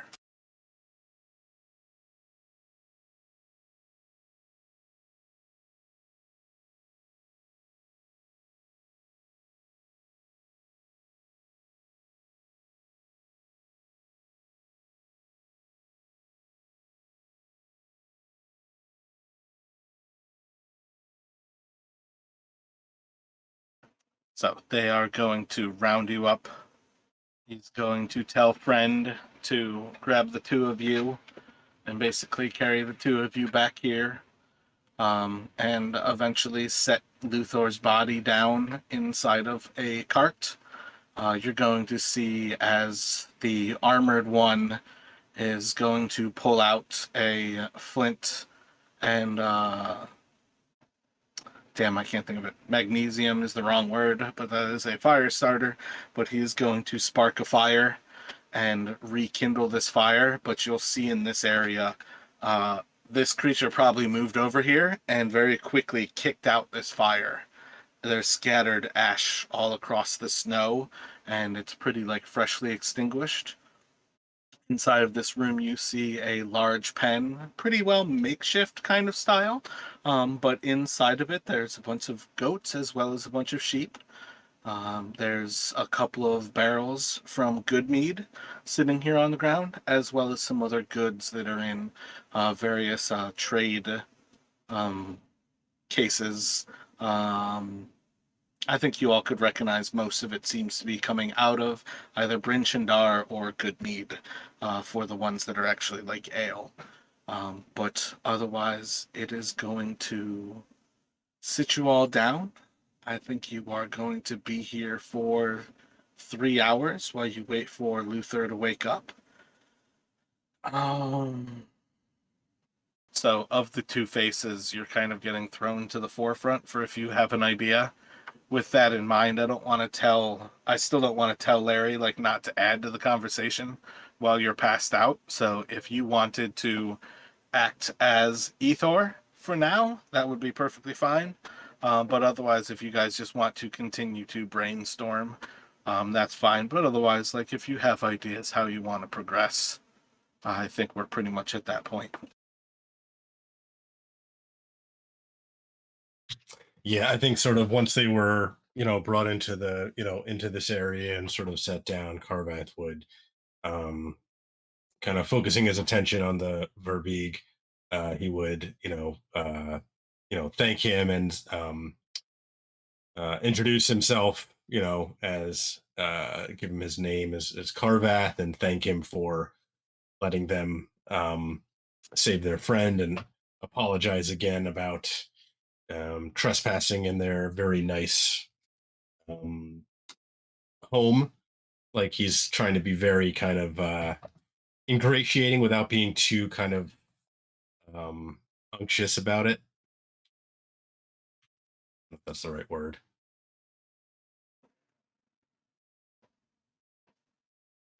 Or Your intrusion is unsurprising.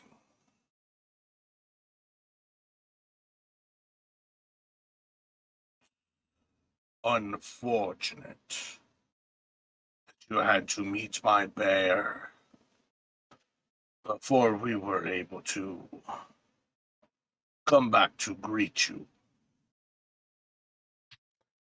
Yes, we are sorry about that as well. If there's anything we can do to make up for the that unfortunate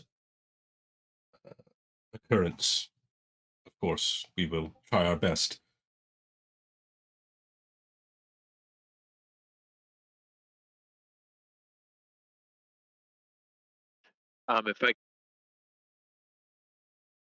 If I can speak, is boy, is this coming across? I It can seems hear a you. little like muffled, but yeah, we've got you. Something? Wow, something really weird's happening with my push to talk. What I was going to say is, if I can speak for Ethor, I'd say something like some people from the town were recently killed, and we followed the tracks back here to this cave. I don't know if you got. Friend did indeed dispatch some of your people.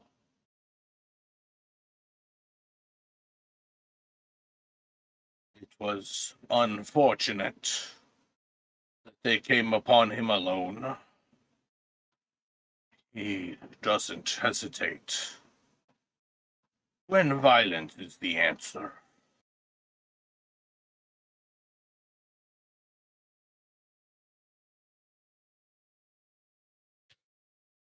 Perhaps we could I mean I imagine the townsfolk, they're going to be rather up in arms about this. One of the men killed was rather important in the town, but obviously it was a misunderstanding, as was our unfortunate run-in with the bear. Perhaps we could sort of to help smooth things over between you and the town.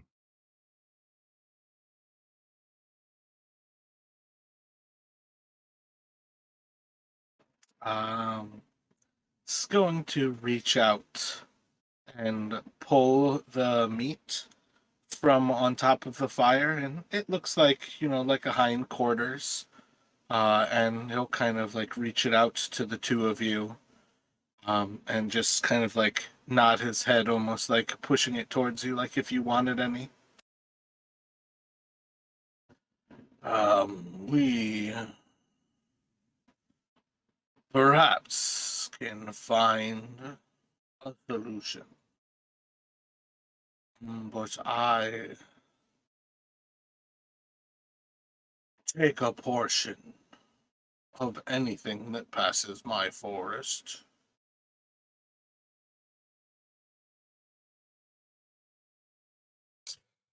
Well, I imagine there are many other dangerous things about, and you're certainly a capable fighter. I have little doubt that the townspeople would be more than happy to pay a toll if you were to uh, perhaps help um, provide them safe passage. Otherwise,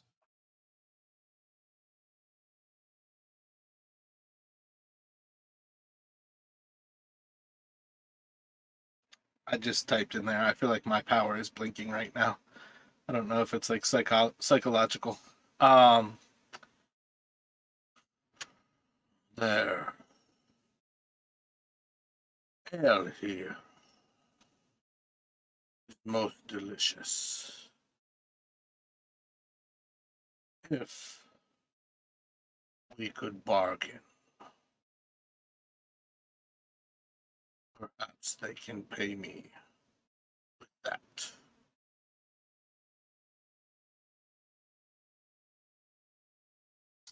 yes, I've had the pleasure of trying their ale as well, and it is, as you say, it is quite good. I I certainly think that's possible to be arranged if we were to again act as intermediaries.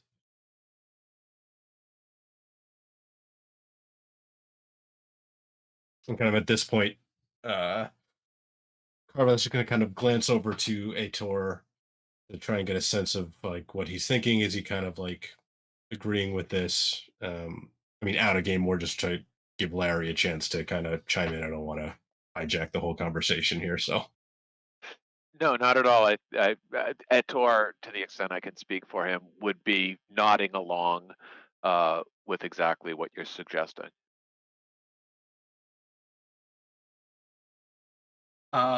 So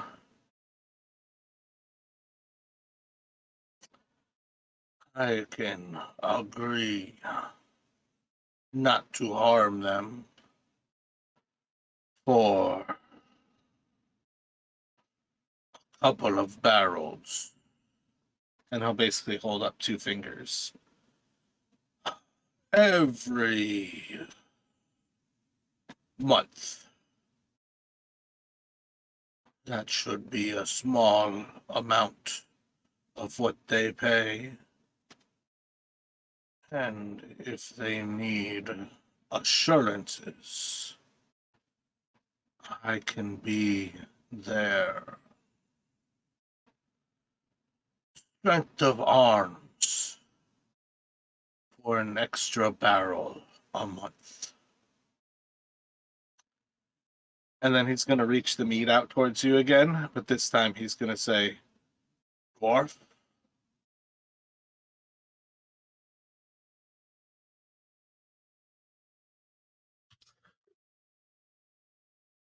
So Carvath he'll kind of reach for the mead and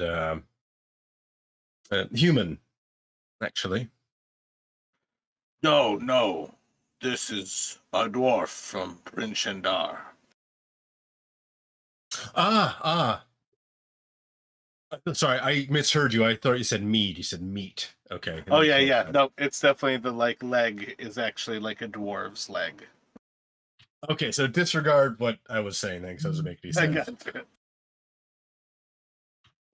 So at that, Carvath is going to try to hide any look of kind of unpleasantness that might cross his face over what's being offered to him, and he's going to kind of nod and say thank you, and not wanting to risk upsetting the creature, and figuring kind of when in Rome, he will accept some of the meat.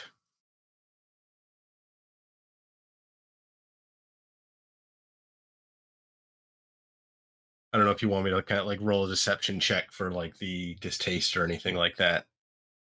I mean, you can, if you'd like to. I think for what it's worth, you wouldn't necessarily be terribly surprised. Okay, I'll skip the roll on that. I feel like this is one of those cultural things where it wouldn't necessarily shock it to understand that you wouldn't want to eat somebody that you would just as likely live next to.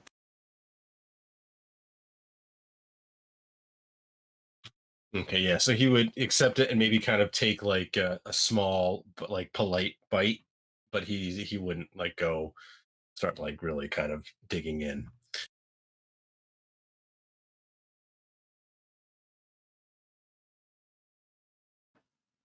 I don't think any of us have a good enough understanding of where Fenton might take Etor for that one, so I'm not going to push that to you, Larry. That is definitely one of those things where, like, when you're absent, we're like, what do you all think Larry would do here? And I don't think anybody has that sensation, so we're going to kind of skip over that little bit here. I think to some extent in this moment, he is eventually going to get the bear and bring that over here and actually start to basically harvest the bear. You see almost a little bit of a sign that he is saddened. But it's very much a creature that is pragmatic. It has meat. Its friend is dead. It's going to harvest that meat. And it's another day that it basically has more sheeps and more goats for it.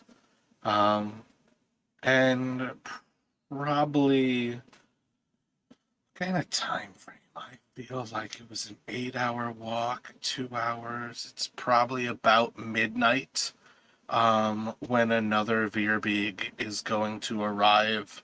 It is a female this time, and she will come from the east and eventually walk into the cavern.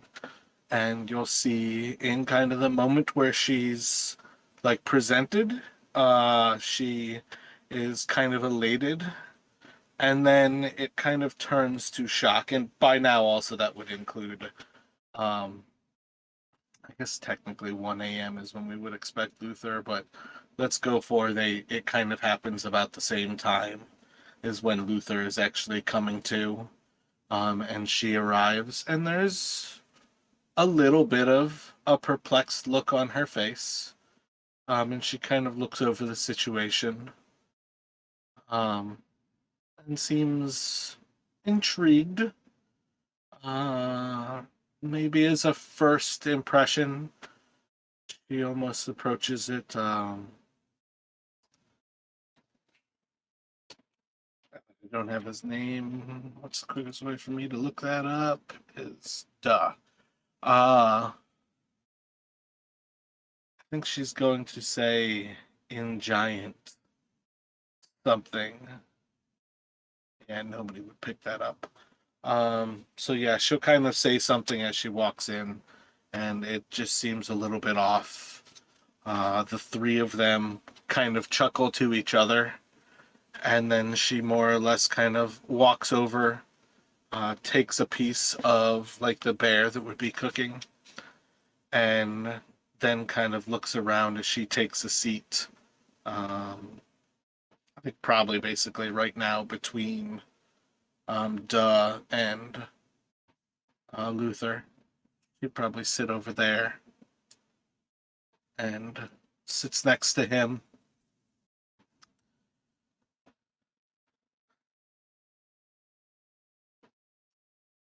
How sure do you think you can be that you can get good mead to find a peaceful resolution?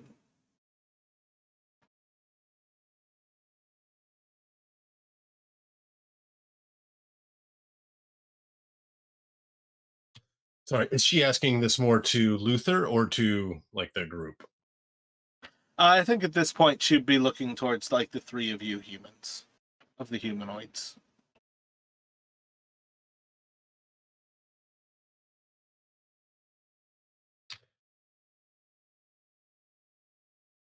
I should be able to convince them.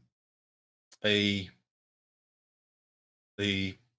rely on trade, and anything that is peace is always good for trade. So if there is some, I think they would be quite interested in this sort of arrangement that and he'll kind of gesture towards would he have picked up the Does name in conversation at this point or no?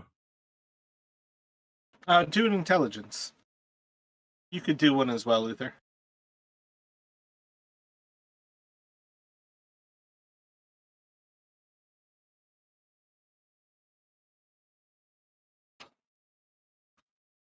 I don't think it would be absurd for Luther to have picked it up.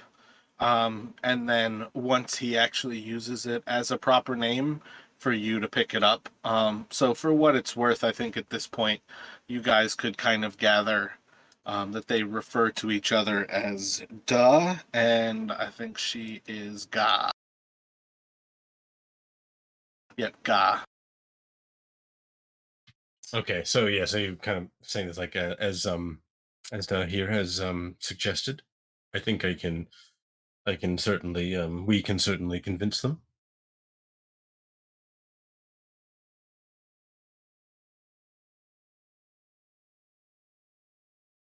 Your strength is undeniable and your price seems fair. I can't imagine them refusing.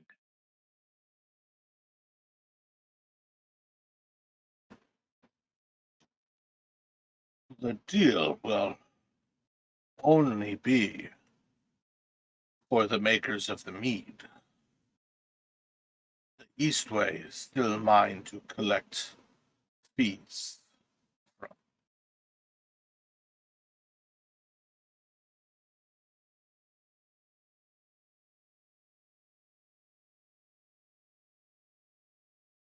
And the those the incident that started this an hour or so from here or 2 hours from here, um, was that collecting dues or was it an accidental encounter that got out of hand?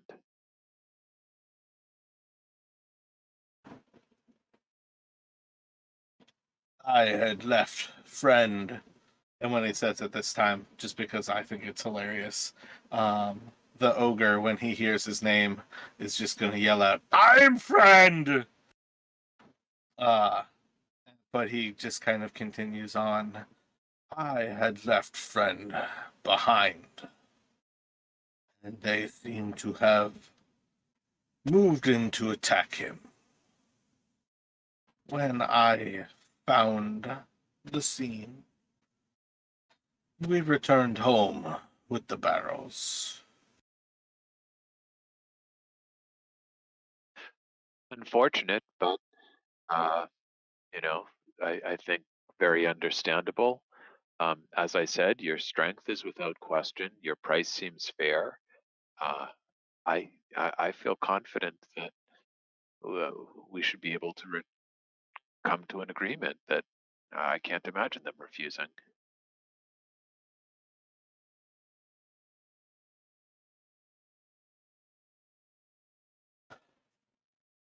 Yeah, so I mean, without like hanging out on this for a long time, do you all have any other particular questions? Otherwise, for what it's worth, I think we'll kind of do like a bit of a fast forward and more or less get you all back to Goodmead, and probably see like what you want to do with the townsfolk there. But as far as things go, I feel like this is a solution to these creatures here. Yeah, I mean, I wouldn't want to push it. I'm just being very agreeable with the idea of let's get back to Goodsmead, and if they do refuse, that's on them. I want to get out of this cave. Yeah, I mean, I think Carvath kind of started that suggestion mostly as a way to try to like, because like obviously if we're the intermediaries, then that means we have to leave and go back to Goodmead, and that was kind of, um, if he thinks there's something sort of like he can get out of this deal, like that he like brokering the deal, then he'll go ahead with that. Um, but he doesn't want to particularly spend any more time in here than he has to. Gotcha. Yeah, and I don't think you all would necessarily get a opinion that um, is actually any different from that. He's not asking for much because, as far as things go, if they accept it, it saves him a little bit of effort. If they don't, it's not any sweat off his back to go about everything as life is normal. So, this is a little out of game, but at some point, and I don't remember if it was this character or the other characters, we learned of some mead being taken. Like, so if that, I don't know if that was this characters or these characters, but my question is, was that associated with Goodmead, or was that sort of a different place that we heard that rumor? It depends in particular what rumor you've got, because there are a few rumors that might include the idea. But more than likely, if you heard about mead, it was indeed a rumor that was meant to lead you towards good mead. And if it was just like the extra cost of mead in some areas, part of that is like this is essentially same kind of thing. But yeah, out of character, if something has to do with mead, it's probably trying to get you to come here and actually solve this problem. Yeah, I think we may have heard a mead rumor in the previous group as well. But Yeah, I was thinking in Lonelywood, you guys kind of picked up on the fact that mead was really expensive over there. That was in particular one of the furthest away towns, so they already basically struggle to get mead. And then to top it off, I think you guys did pick up a rumor, because that was where you tried to avoid traveling around like the new part of the month, so you wouldn't get like in a town for the death sacrifice. And you picked up, I think you guys ended up rolling damn near every other rumor. So I think you pretty much had all 10 rumors at that point. I think you were missing one of them. I want to say it was East Haven, maybe. Yeah, I don't recall hearing anything specifically about East Haven yet within this group. So I guess, you know, as a practical matter, if the conversation was sort of going well, and then they were talking about the practicalities of things, if if if our characters did know of sort of this other thing happening on the Eastway or something, they might raise the subject, but otherwise that's fine. And it doesn't sound like it was these characters anyway, so.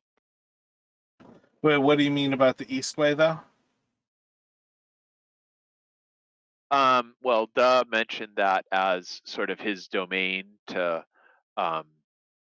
you know, collect tolls on, or however he put it, and and and so therefore, I suppose my question was, okay, is that like would I warn him and say like, oh, so we've heard that there's this other, uh, you know, large being that had taken ale or mead or what have you, but it doesn't sound like any of that's relevant. No, I don't think there's any particular instance where anybody actually references the attacks on the Eastway. I think that is in particular just noticing things like without having a friendly conversation about it, you might notice inside of here that there's goods from Bryn Shindar. But part of what you notice just looking at this map is Bryn Shindar and Goodmead are the two that are closest to this forest. So it's basically in its home and able to raid Bryn Shindar, and it's able to raid Goodmead without leaving the forest for terribly long. And part of that is just understanding, one, this is a giant, so it doesn't necessarily fear anybody. But in particular, it also knows, like, if it stays close to the trees, it's essentially an ambush attacker. It's able to get in and get out pretty quickly. Yeah, I don't think you would have any other actual information. Pretty much anything that would link you to this creature is particularly the Goodmead rumors. Which I'm not sure how I wrote them up the first time, because I do kind of adjust the actual rumor based on what you hear, and that way you guys can kind of get multiple levels of a rumor before you actually get like all of the information about it. But again, I think for what it's worth at this point, you all are pretty welcome to kind of count it as like, I mean, realistically, once you leave there, besides Jaeger being outside, you don't even necessarily have to go back to Goodmead. So it's kind of up to you all. Like when you go to leave, if you were going to leave, would you want to leave in the middle of the night, or do you want to take a long rest while you're there? And I think a lot of that would kind of be up to Luther to kind of choose.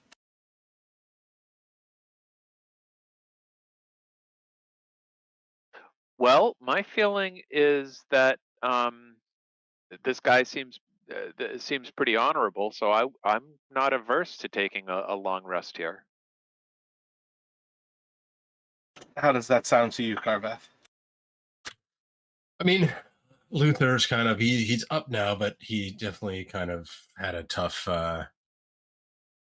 day, and there is, there's a fire and there's food, and it seems like we've kind of reached an agreement. So Carveth probably wouldn't be thrilled about the idea of spending the night in the cave, but he wouldn't object to it. Gotcha. And yeah, without like forcing you to do an ability, if you delved into the top of their minds, you have a pretty good sense that you can do stuff like that to get the feeling without risking um, their overall knowledge, unless they are kind of like psychically adept themselves. Um, and then it would be more dangerous to try to go deeper if you had any interest in kind of like getting a deeper sensation of what they have to offer. But otherwise, if you guys are prepared to long rest here, does that sound good? Yeah, he definitely wouldn't be trying to delve deeper. He might just kind of like try and skim the surface thoughts to see if he senses like any like deception at the top of their minds, but he's not going to risk going any deeper than that. Yeah, so I think if you did that on both of them, you would actually gain the knowledge that these are two different Veerbeaks who are courting each other. They have, next to surface thought wise, they're not even really thinking about you all. Got it. Yeah, in that case, I'm good with taking a long rest here. So you all can take a long rest, and effectively we will pick up that next morning. I think probably 9 a.m. would be the earliest that you can like get moving and do stuff, but effectively 7 a.m. as long as you don't do anything. 7 a.m. would be like you can wake up, but you don't complete the long rest until 9 a.m.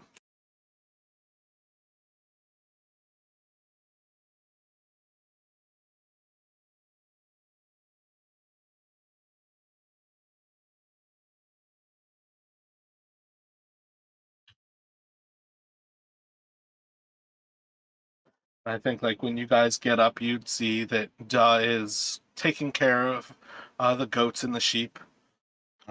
Seems to be a rather simple, kind of normal type of person. Um, doesn't really show a whole lot of signs of being terribly different from almost anybody else that you would ever meet who just kind of wants to um, exist and kind of get by. Probably the biggest thing that's going to stand out to you is just that kind of laissez-faire. He doesn't care any different about eating a dwarf as he does eating his pet bear. But you also see like how much he cares for the goats and the sheep, and it probably wouldn't be a stretch for you all to understand that he's raising them to eat as well. And that's kind of the life that he's living. And yeah, I feel like that kind of prepares you all for that morning of when you are ready to leave and head back towards where you might want to head back towards.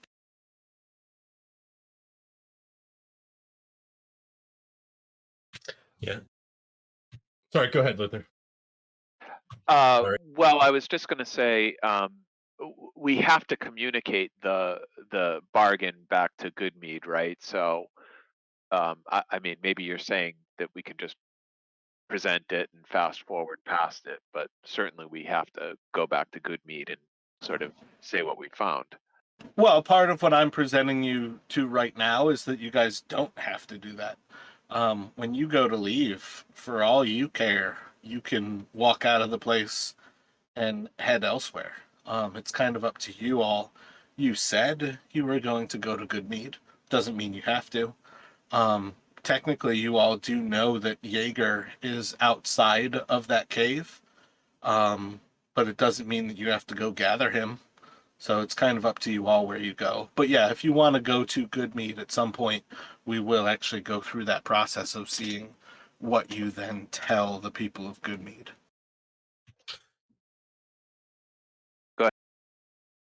Yeah, I think Carveth would want to, like, in the morning they would first of all go see how Jaeger's doing, and then Carveth might kind of suggest to Luther and Etor that they maybe sort of run this idea by Jaeger, because he seems to have he knew Kendrick, and he kind of seems like he's somewhat of an authority figure, being a town guard, and maybe that way they can get a sense of whether it's something that would actually be kind of amenable or kind of agreeable to the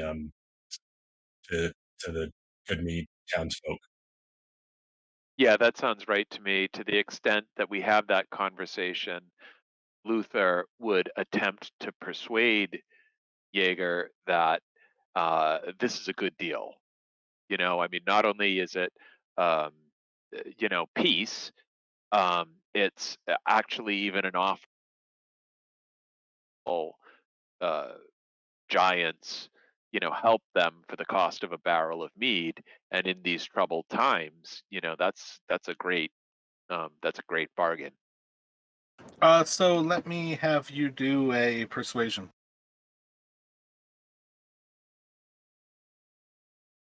And you can have advantage because Etor has persuasion as well.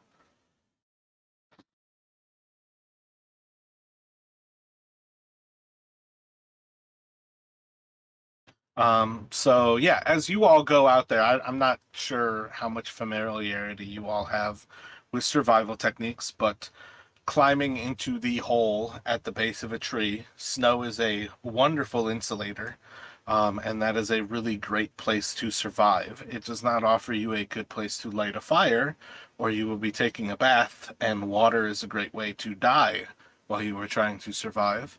But insofar as a place to just kind of huddle and lay low, he was in quite an ideal place to weather a night. It was probably not the most comfortable of nights, but again, like you all are in pretty similar clothing. It's, effectively like seal skin, very thick, furry, I guess like seal and deer skin kind of stuff. Like this stuff is the animals that live up here. It's not hard to survive up here, as such. And you basically go back to that tree. You can kind of get him out, and eventually, once Luthor tries to kind of pitch the idea to him, um, you'll see some level of he's kind of nodding along. It doesn't seem absurd. Um, it's definitely a high cost, but is it a higher cost than it's worth? Um, we do not have the ability to defend ourselves against many things. We have very few in our service guards. Let me have each of you roll. Damn, he's trying to gain a sense of like your appeal. It always feels weird for me to do rolls when it's an NPC doing them. He is insight checking you too. I feel like I don't think either of you are necessarily deceptive, so it's not a deception. I want to say it's another round of. I think it's just going to be a straight um, wisdom. I think that's the way to go. And I think he's just going to insight you. Yeah. Let me have a wisdom from each of you. I don't think that's right. It always feels so wrong. Holy shit with the crits today. It's almost like I feel like it's almost half persuasion, half deception, because we're not sure it's actually like a good idea entirely. But Yeah, I that's know what weird. you I mean. don't I know how feel you like would do that's that. part of what I'm oscillating on, is that it feels weird because it does not feel like you're trying to trick them, but it does feel like it's that, like, it's a rock and a hard place. If it seems ideal, maybe it's best to profit from it. Like, that's almost how it feels to me. That's part of why I feel like the persuasion is kind of it. Um, Or maybe but like a yeah, I mean, charisma check, since I think those are persuasion still and great rolls regardless. The actual modifier is not going to do any big difference. Um, and he's already well persuaded from like the initial sale of it. Um, we do not have a large force. If you say the ogre killed those guards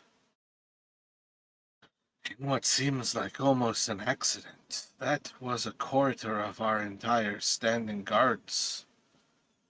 We have very little to defend ourselves. I don't see any way that we would not try to bring this creature, or perhaps even the two of them, for a fourth barrel into the fold as much as we might be able to. it really he certainly he seems to have good husbandry skills. His armor looked well crafted. I don't get the sense that he's interested in any unnecessary bloodshed. I I think perhaps I think he was speaking the truth when he told us that it was an unfortunate accident. If there is a way for you both to profit from this arrangement, all the better, I think.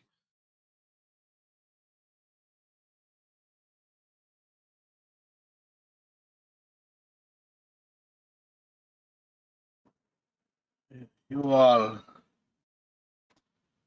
I believe, have done us a great service. We do not have much to offer in any sense of a reward. But if I could, from all of us, offer you a length of stay in Goodmead, any ale you might care to drink, good, we would be happy to have you join us for a 10-day. You'd be more than welcome. And then he's going to kind of reach for his own purse. And he's going to pull out. Let me have each of you roll 3d6.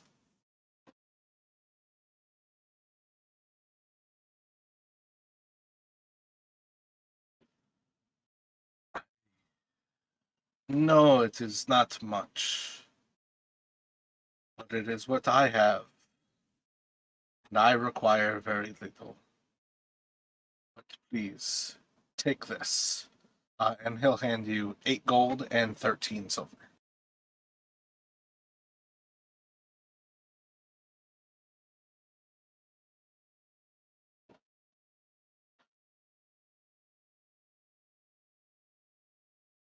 Would you care to return with me to Goodmead and stay with us? You will find yourselves with no debt to enjoy your company by the red waters.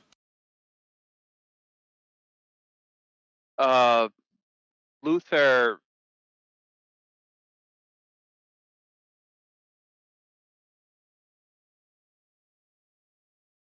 you know, I'm grateful that we've we've come to a good ending for this. And although I could use some rest, I think that other adventures await us. What do you think, Carvath? Well, I wouldn't mind a bit of. We have had rather some fully packed few days.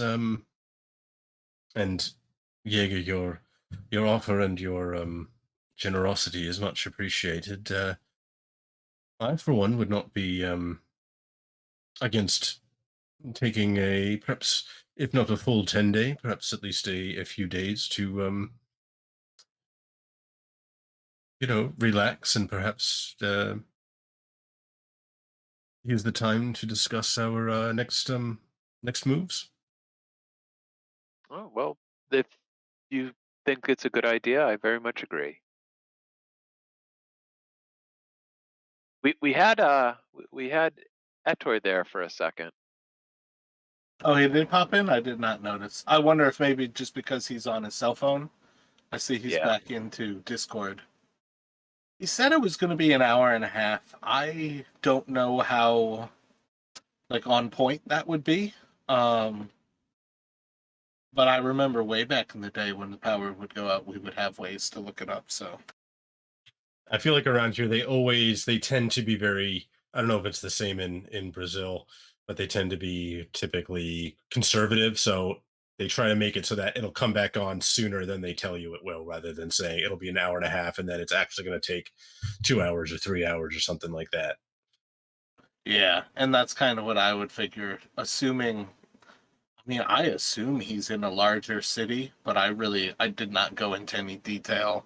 And realistically, my knowledge of Brazil is from a vacation my parents took there 20 something years ago. So any of that knowledge is next to useless.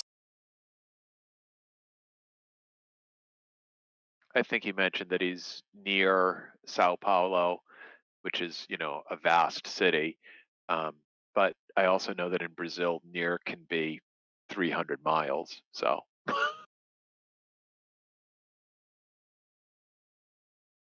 Yeah, I mean, I'm just going off my own experience here. When they tell us the power is going to be out for, how a certain length of time, it's typically back on sooner than that. Yeah, and that's kind of my thoughts about it too. So let me just ping him real quick and I'll actually see. Did you see him pop in the chat? Is that what caught your attention, Larry? Or just Yeah, like onto Discord? no, he popped into this Order of the Storm voice chat. Yeah, I heard him. I heard somebody join, and I assumed it was him, and then it kind of dropped off again. Oh, and now it looks like. Speak his name and he shall appear. Oh, yeah. I just sent him a message and he was already inside. Are you here right now, Fenton?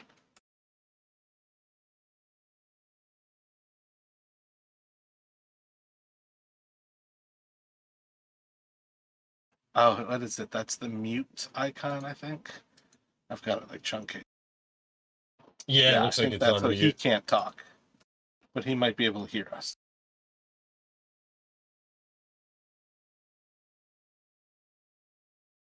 Yeah, I think I muted all of those, like entering and exiting the chats. They are definitely useful, but I'm usually watching it, so I felt like to get rid of them.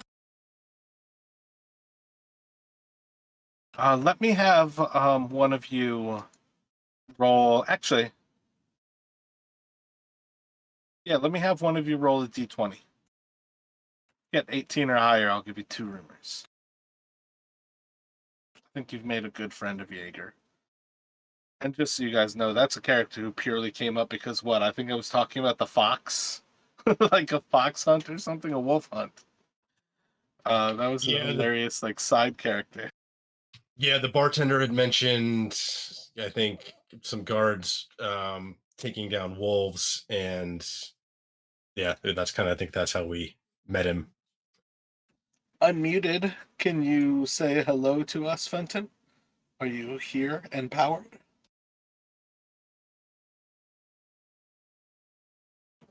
Larry, while we wait to see, can you roll I think D8?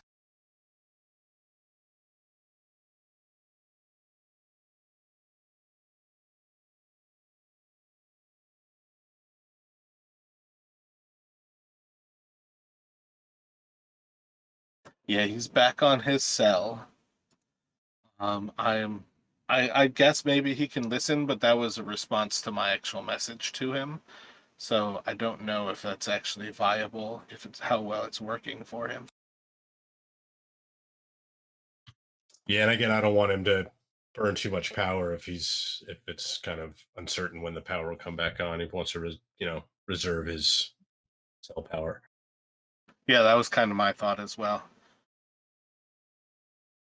Hi guys, I'm my cell phone, so I'm very difficult for me to understand everything, but I'm trying. Gotcha. So yeah, if you're down to use your cell phone right now, you are obviously more than welcome. Effectively, we had a little discussion between what it was a Veerbeeg. It's a giant human type of thing. It resembles humans more than it does giants, but obviously it's the size of like a hill giant or an ogre. Effectively, they're just kind of more intelligent hill slash ogres as far as the giants go. There was a short conversation, kind of took things to doing a trade with Goodmead, where they will give it 2 barrels of mead every month. And if they would like to hire it as a guard of sorts, they can give it a third. And that was kind of the negotiated price. You all basically would have taken a long rest there. So if you log on to Etor, it doesn't have to be right now. You can benefit from a long rest. Basically, they were sent on their way. It was one of those weird negotiations where Luthor didn't want to really like push stuff. Carvath didn't really want to push stuff. A lot of the thoughts was like, let's pass this by and see how things go. And they kind of had a rough sense as well that perhaps the giant was asking for so little because it didn't matter in the least bit how anything went as far as the giant was concerned. Um, my bad. Luther made the argument to Jaeger outside the next morning that perhaps it is worth you all kind of bringing these people on and just paying this kind of toll of sorts, but to not have hostilities with this creature.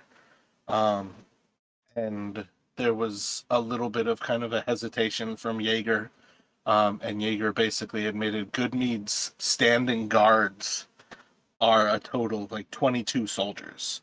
So to lose 6 of them in that battle that was quote unquote like an accident on the ogre's part meant that they were quite vulnerable. And, with the actual kind of update that there was also a second Veerbeeg as well. 4 barrels of mead doesn't necessarily sound bad. Certainly 2 is viable, a third is doable, and the fourth might be the type of thing that they still take advantage of. And that's kind of where we are, kind of walking back towards Goodmead right now. I think I just had Luther roll to kind of hear what you guys might pick out of Jaeger's brain as you're just kind of wandering back. And you'll hear him speaking a little bit about what he has heard about Caer Koenig. In particular, he'll kind of share this is one of the 10 towns far to the north, off of Lake Dineshar. Caer Koenig is very close to Caer Dineval. They are 2 of the locations that have castles. Caer Koenig in particular is actually a castle ruin.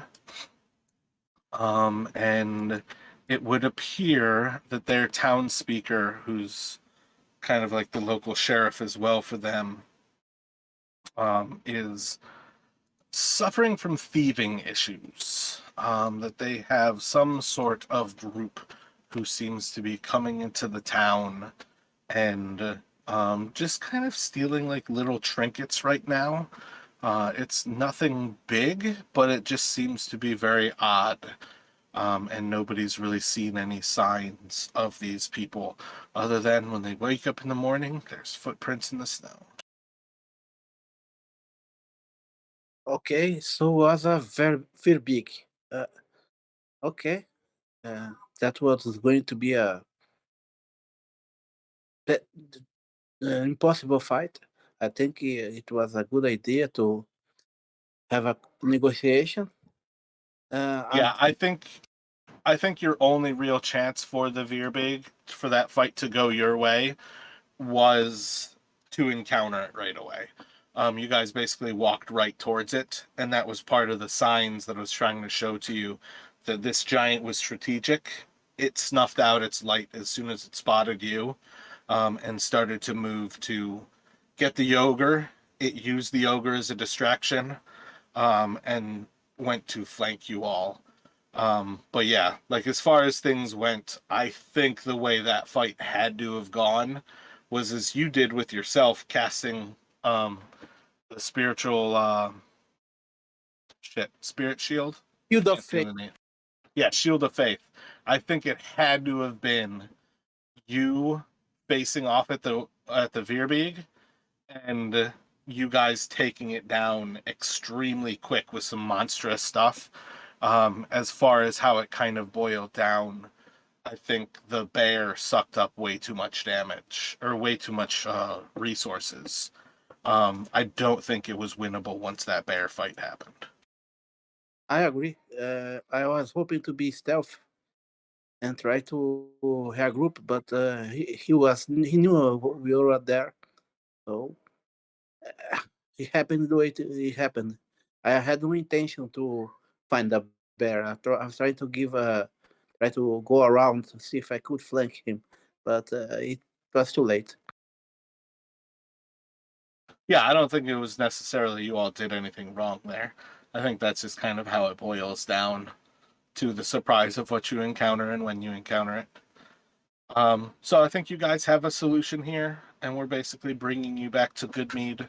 I have those party notes kind of updated here for you all, and um, they are, I think, effectively, we've decided you guys are going back to Goodmead, and we can kind of have you all arriving and see what influences you might want to add to the actual city. Otherwise, you're also, like I said before, you're pretty well welcome to kind of head off on your own whenever it suits you.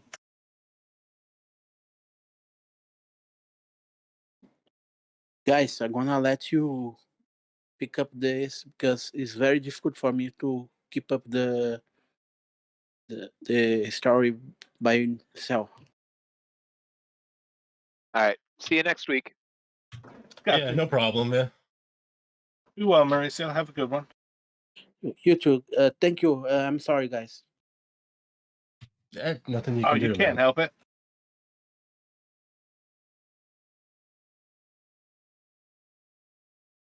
So yeah, like you guys can hang out in the mead hall. That's where Jaeger will take you all back to.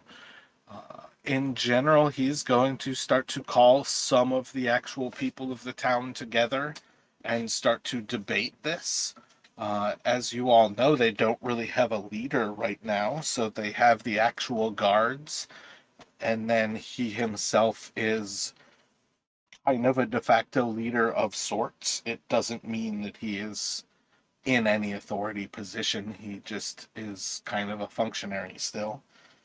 But he is going to have a couple of locals who are just citizen civilians who are going to be participating here.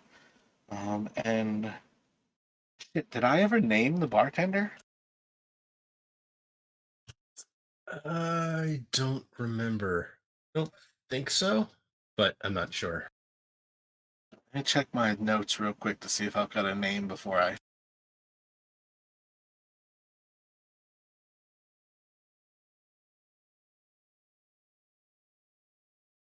Yeah, okay. So the bartender Ariana is going to more or less chat you all up when he's kind of going over those people. So while he's kind of having this conversation, what would it be with like 15 of the local guards and then 2 civilians? She'll basically point out the 2 different civilians, one of which is a little old lady, kind of typical humanoid. You can see plenty of signs that she is very much a worker. She's got like almost black clothing, and you can see a lot of like almost like staining and wear around her waist level. But Ariana will basically point out she is one of the oh shit, I know the word for this. It's a cooper who makes the barrels. She is one of the coopers who makes all of the barrels for the mead. You can see kind of the signs of her trade in how her clothing is worn, in that she is constantly basically molding these steel bands to go around the wood. You can see like almost the actual print of a hammer where it sits right next to her clothing, on her belt, which she's not actually wearing right now, but kind of little things like that. And then the other person is a short little fat man, big old red hair and red beard. And she kind of points him out, and I didn't actually give the name of the lady. She'll point out the lady and say, that's Olivessa. She's one of our local coopers. Really quite well liked in town. Some of her friends are trying to force her to run against. Oh, there you can see his red beard. Shandar there. He's been here for a few years. Nobody knows too much. He's liked enough that perhaps he can run and make it into office, but Olivessa, her family's been here since we were founded by the original families from Chalt. I think everybody hopes that she will actually go through with it. Yes, and so this I suppose there's some sort of election. Is it does everyone vote, or how does that how long do they when does the decision need to be made? Carvath just kind of he seems curious about the sort of logistics of this election. You don't have to go into.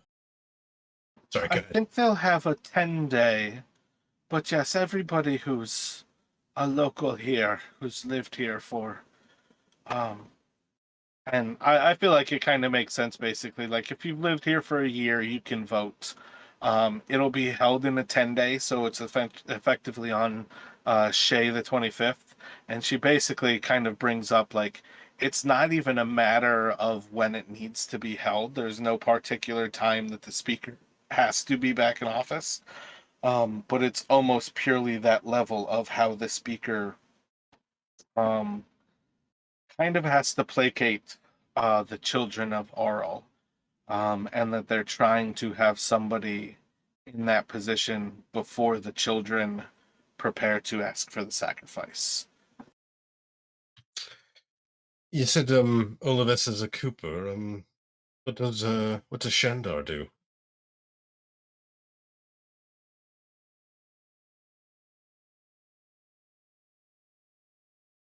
I know it's going to say it somewhere here, but I can't actually. Oh, he's a town logger. So most of his support comes from the loggers. Her support really comes from the town at large. So they feel pretty confident if she actually goes through with it. She'll probably be able to win simply because her family's always been here and she's well liked. And he's got a lot of support from fellow loggers. But in general, he's also kind of like the new, and I don't know. I feel like it's kind of that variable of like, I think he's lived there for a couple of years, so people have some familiarity with him. but he's not especially nice. He's not especially mean either. Just kind of like a rather, I think they're kind of going for that like typical lumberjack, you know, um, rough around the edges. Yeah, I'm almost thinking like a union boss kind of vibe.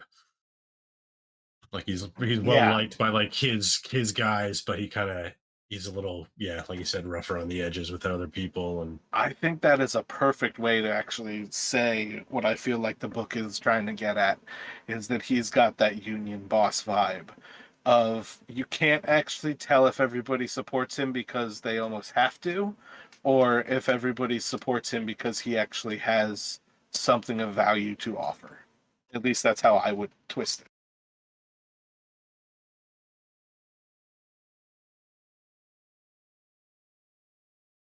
yeah, so Carbath is, yeah, he'll thank Ariana for all this information.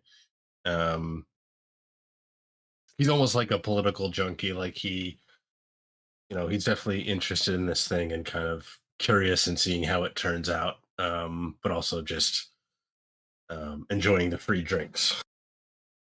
Luther would be listening for mention of Goodmead's relationships to other towns, and in particular, he'd be listening for mention of Targos.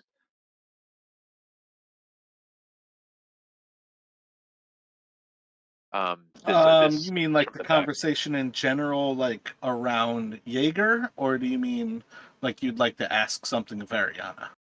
I think I'll ask of Ariana. How are the relationships of Goodmead with the other 10 towns? Oh, Bryn Shindar, Targos, Bremen, those sorts of places.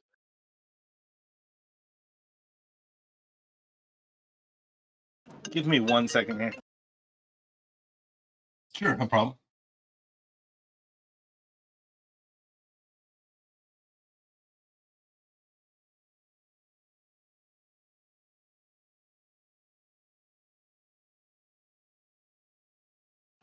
My bad. I think my mom might have just pocket dialed me last time she called about this time, and she called like 3 times during the session afterwards.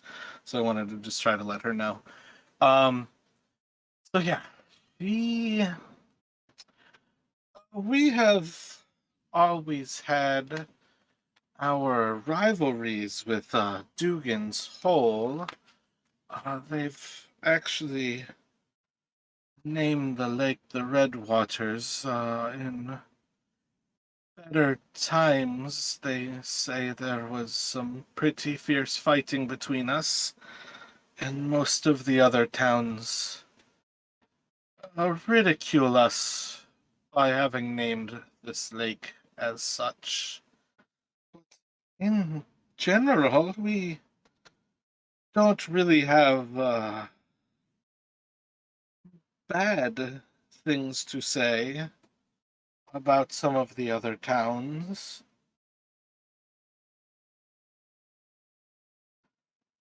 Man, I don't know why I went for that. I feel like all of my other information has that story. And then Goodmead in particular in the book also says rivals with Caer Dineval and Koenig, which usually I've seen the trend of most of the 10 towns when it says their rivalries, it's actually basically who is closest to them because they're competing for resources, is what I've gathered. So I feel like I want to stick with what I said. That the rivalry is um, with Dugan's Hole. And it is true that the Red Waters is named that because the people of Dugan's Hole and Goodmead used to basically battle on the ice. And that's kind of how it was named. We supply mead to all of the other towns, so we find ourselves in a rather unique position where they all call on us for their own needs. It is part of why we are, perhaps aside from Bryn Shindar, who's landlocked, the only town that is not largely filled with fisher folk.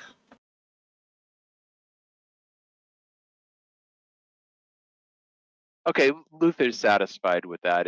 Luther has a deep suspicion of that fellow who was the speaker of Targos and who treated them roughly and was like, "Oh, go assassinate someone." So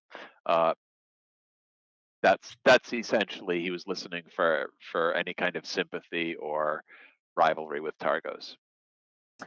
And I do want you all to recognize too, like there's a certain level of that he was basically saying, "Piss off, get out of my town, go get yourselves killed somewhere else." Um, so while you guys have plenty of reason to be suspicious of him, he was not meaning to be a friendly person. He really is not a friendly person. Right.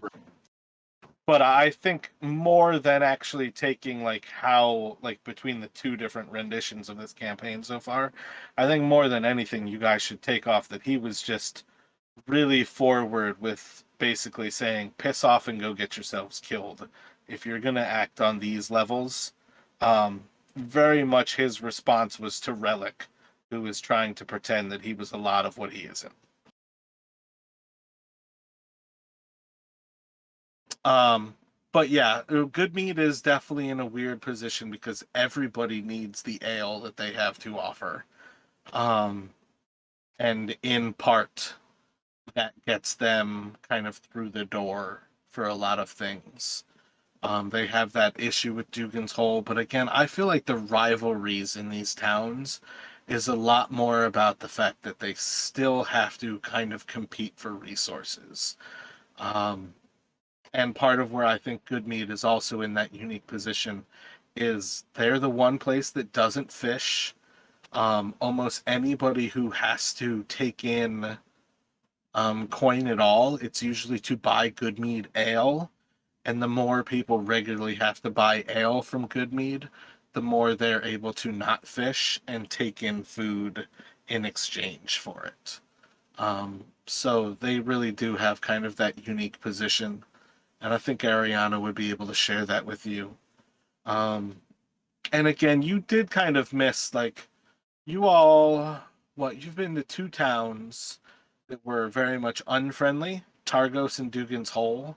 And Bryn Shindar was kind of and Goodmead was kind of friendly.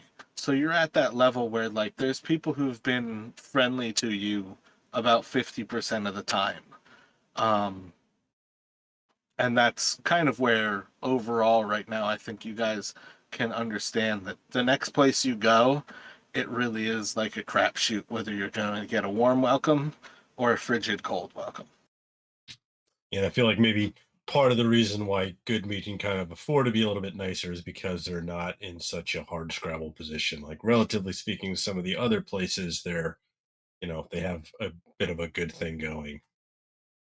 Yeah, Goodmead definitely has a big advantage in that they are a small settlement, and they're very specialized in what they do, and all of the other settlements require them continue to do that.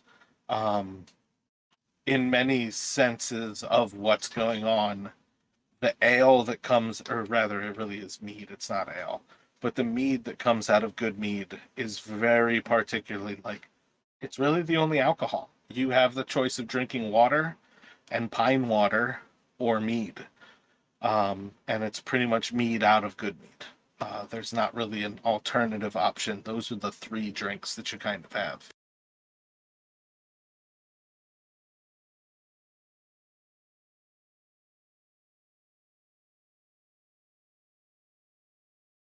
Right. So yeah, Carvath will kind of he'll look towards the others and kind of be like, I don't know about you, but I'm rather curious to see how this whole election shakes out.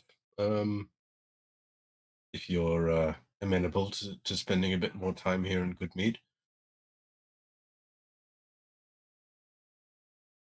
Yeah,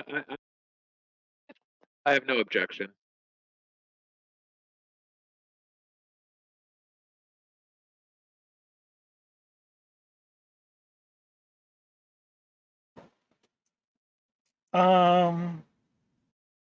Yeah, so if you all are just kind of hanging out there, I think on some level you would have Ariana kind of poking at I think Carvath to see you wouldn't be looking to settle down and find a home anywhere. You could put yourself forward. I don't think you would be surprised to find a lot of people supporting you. Well, that is certainly kind of you to say. I'm not quite sure I'm up to it. I don't know how good of a town speaker I'd make, but it is a kind thought.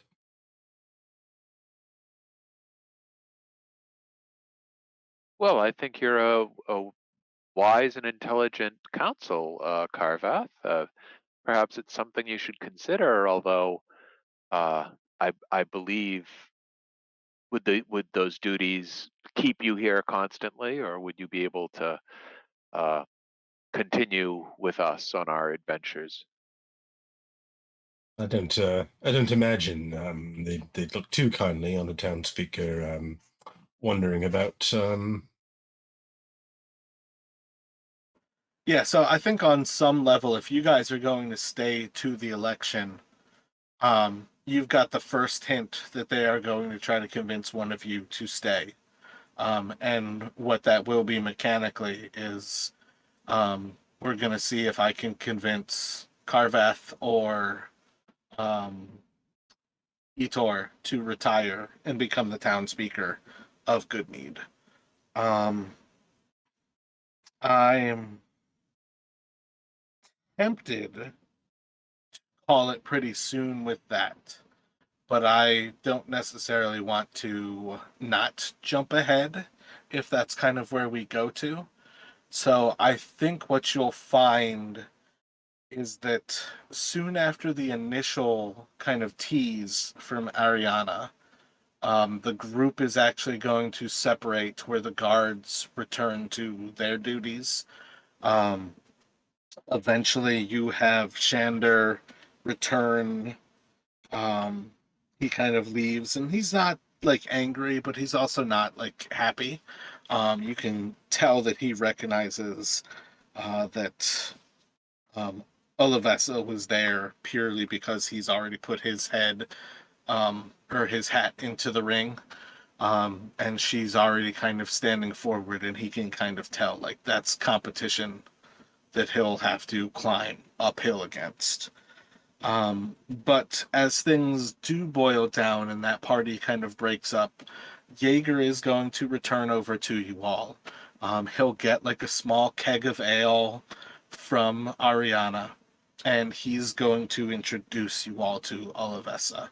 So he'll get another one of those larger tables in like one of the overlooking corners and sit down with you all and um, having a bunch of glasses on hand, he'll tap the little mini keg and basically start to pour a drink for everybody as he goes around and he will introduce you. I have one of our, and he'll look over to her, town leaders here.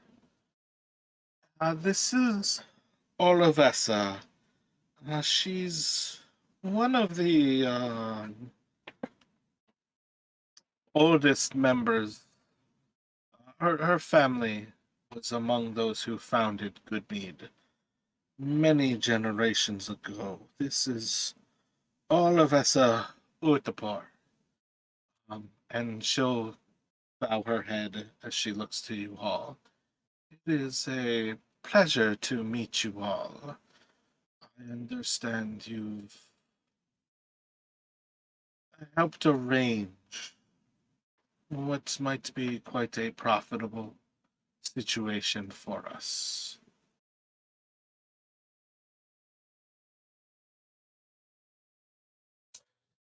Well, it's a pleasure to meet you, Olivessa, and Carvath will introduce himself and to be completely honest, it was a bit of a bit fortuitous that the idea came to us. We were in a bit of a tight spot ourselves, but I do think it's going to work out well for your town in the long run. And I am, of course, we are, of course, glad we could be of service.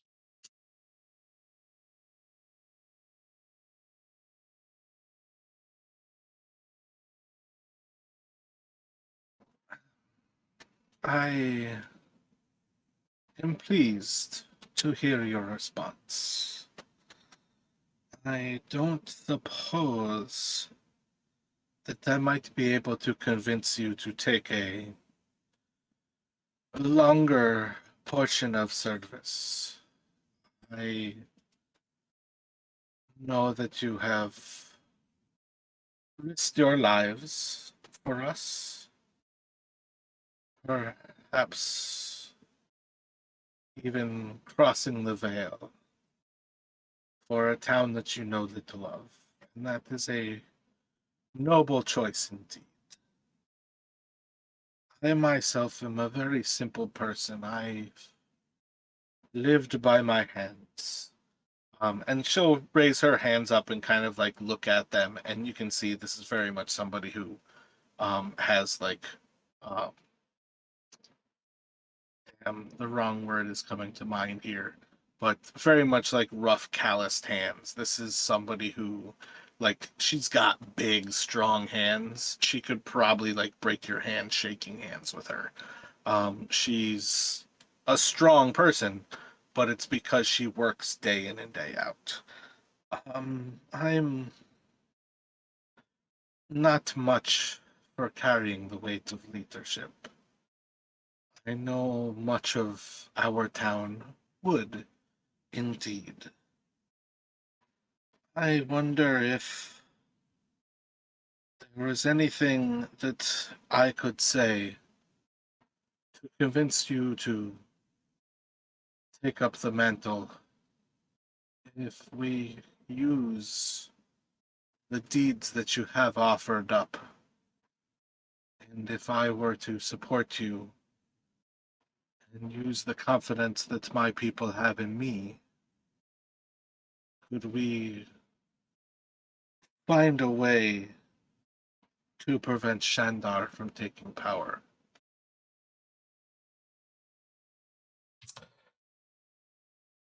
Do you believe that he would, if you were to run against him, that would win? I admit I don't know much about local politics, but it sounds like you have a great deal of support among the townspeople.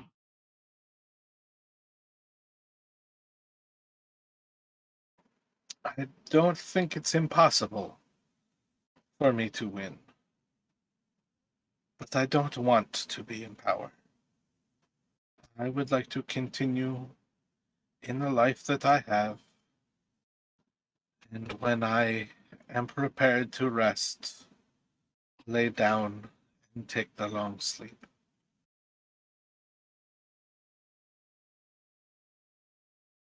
So Carvath, he can't help but kind of be a little bit intrigued by this idea. Do you mind if I sleep on it? You are more than welcome. It is not a easy thought, I know. I hope you come to a solution that seems to make sense for you, but I understand if you are more troubled than that. We will have to know. Well, within 3 days, maybe 5 or 7 would be risky. You don't have to know, but if you have some clue, that we can have you versus Shandar and begin the politicking that will allow our normal folk to meet you, to get to know you, to have a sense for you. Shandar can be a bully and a blowhard. It will not take much to prevent him from taking office if they know that Jaeger and myself support you. If they know what you have done for us, knowing so little about what we were, what you were getting into. Well, Jaeger accompanied us. Perhaps he would be a good shoulders to lay this burden on. Yes, Carvath kind of nods at Luther's idea. Well, what about yourself, Jaeger? Have you thought of putting yourself forward?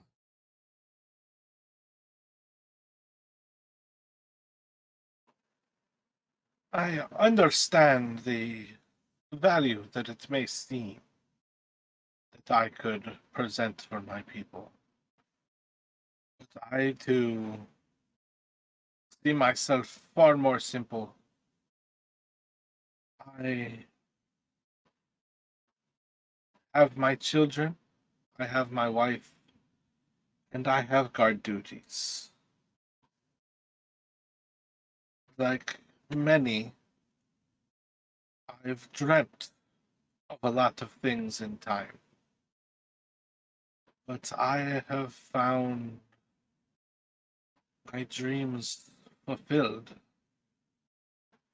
And though I could see the draw, I am also worried that I would lose much time with my family. I understand all of Essa's fears, but I do not think I am as sure of a candidate.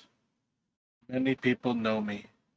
Many people know that I do not shirk the duty, but that I am also far more involved with other things than with perhaps the political life.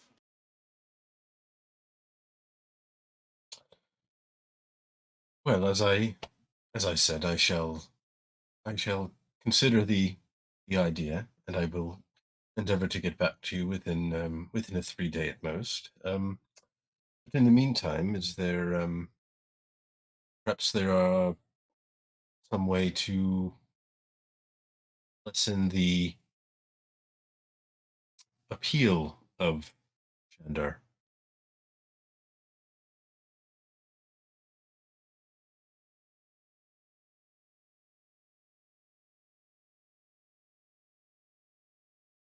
Nothing too underhanded, of course. He'll kind of give a little kind of half smirk at that.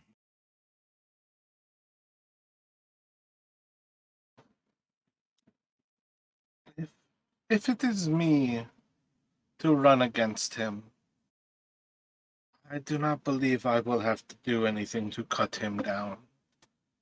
I think in time he will show his hand, and enough of the people know the way of my family that things will not have to be underhanded to arrive at the right solution. If you do decide that you would like to help us, it would be a pleasure to try to help you take that power away from him. Well, at any rate, perhaps it would be good to meet this Shander and get a bit of a better sense of the man ourselves.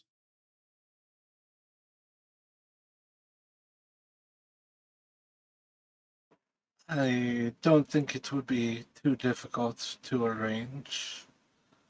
I feel like with this news, he is perhaps heading off to see what the fellow loggers would think. Present situation that perhaps we can bring this giant in as a guard to help our town. If you are looking for him, he is likely at his home. And I'm sure Jaeger would take you there.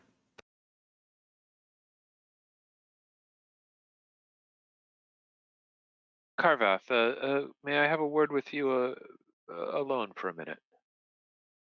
Of We will course. excuse ourselves. You are more than welcome.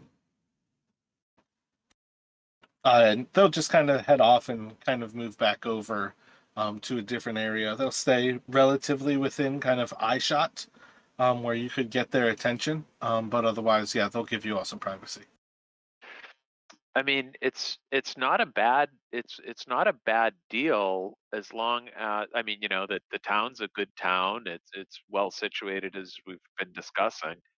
Um, you know, the only thing would be, I mean, I don't know, sort of like a well, I'll come back in six, you know, I'll come back after we've kind of done the rest of our adventures. Um, and I Yeah, suppose just that's mechanically speaking, I am going to retire your character. oh well, Yeah, that's Like- the sense I got. Yeah. Yeah, the Yeah, mechanics of that's- this is either Carvath or Etor will be retired and accepting this. But that's kind of why I was saying like this is the type of thing where I don't want to not push forward here, but that's what they are presenting to you all. Become an NPC. Right. Well, Yeah. I mean, to me, Carveth has been a great character, so I'd hate to lose him.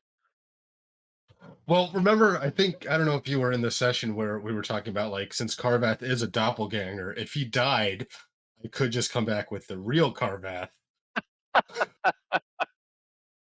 But 'cause I'm trying to think like if this is something my Carvath would kind of be interested in, because like kind of to Luther, who would be like, I do admit it is quite an intriguing proposition. I've tried to settle down before a few times. And he's gonna kind of give like a kind of weird like look away for a second, and never seems to work out for one reason or another. But I was honest. I will think about it.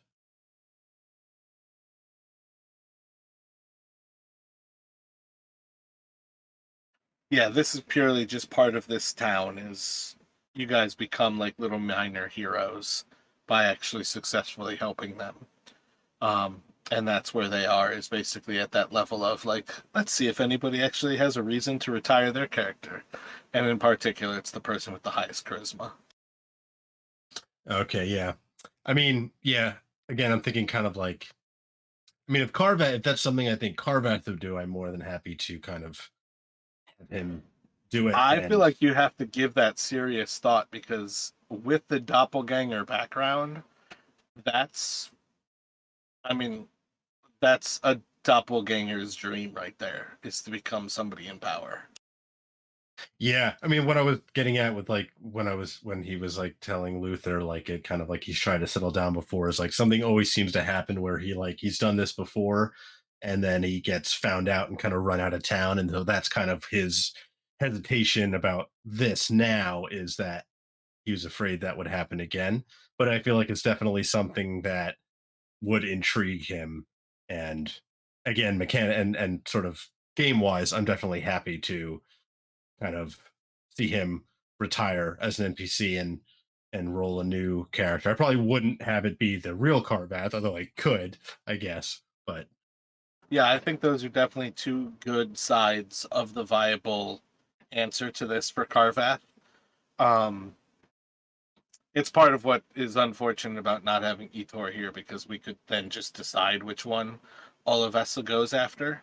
But yeah, I feel like those are two good solutions from it being wise enough to understand that you're only ever kind of one mistake away from getting ran out of town with pitchforks, and the actual idea of being in power. And those two things kind of draw at you. So I think that's kind of one thing that you, as Justin, can take the time to think about. If you guys would like, we can have Jaeger take you over to Shandar's. But perhaps if the idea is to stay here, maybe that's something that we can do once we hopefully have Fenton back next week. I think that's kind of up to you all, whether that's kind of a recap that we start with, what are you going to do, and then we kind of like leave good mead right afterwards. It's kind of up to you guys. Yeah, I'm good with kind of waiting. It's essentially the idea I have is that if Carvath was going to, kind of take up this offer and maybe run, it would be risky, but he could also try and kind of using his doppelganger abilities to kind of essentially ruin the reputation of his competition by kind of making it maybe look like Shander has done some bad stuff. But that was his idea, kind of just not fully formed, just kind of in his head. And also the idea of like, it would also be good if he is going to maybe run to get a kind of a measure of the person he's running against. But I don't think it's anything we have to do now or anything. And if I do decide kind of over the week, I'm going to kind of give this a thought. And if I do decide, then I don't want to take up anybody's time and kind of role playing that out. If Carvath's just going to become an NPC, I'd rather kind of just move beyond that and not like monopolize any too much time. Well, then how about on that idea, why don't we have you two go over with Jaeger and meet Shandar? Take a few more minutes here to have that little bit. You've gotten a little bit of time with Olivessa.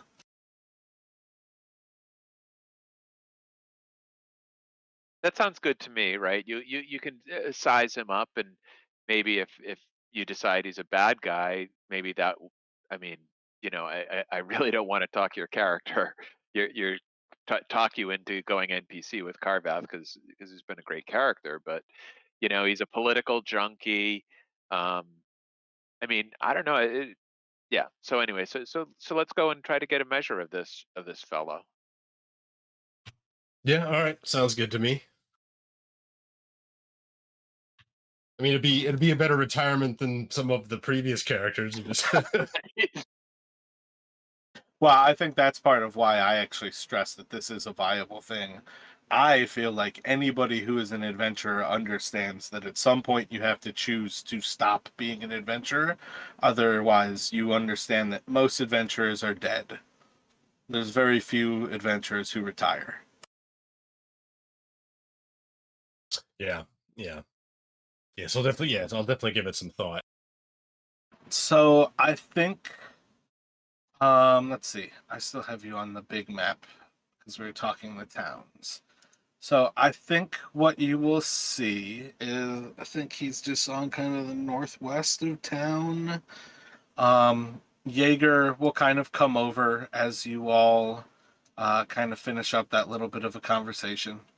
And they'll kind of just wave you over to, or rather they'll wait for you to kind of like wave over for some attention from them. And basically he will take you over to, I think that looks like a logger's house. Just that home over there. As you kind of knock on the door, you hear a little bit of a conversation end inside. And then it's not long before from within, you hear just kind of like a gruff like yell for enter. Close the door behind you. So as you all kind of walk in, it's just that kind of classic, like once you're letting in cold air, they're requesting for you to close the door. And you see, what is it? I think he's got like 4 roommates. Yeah. So it's like 4 of them sitting there talking kind of at the table, and they seem to just be having a discussion.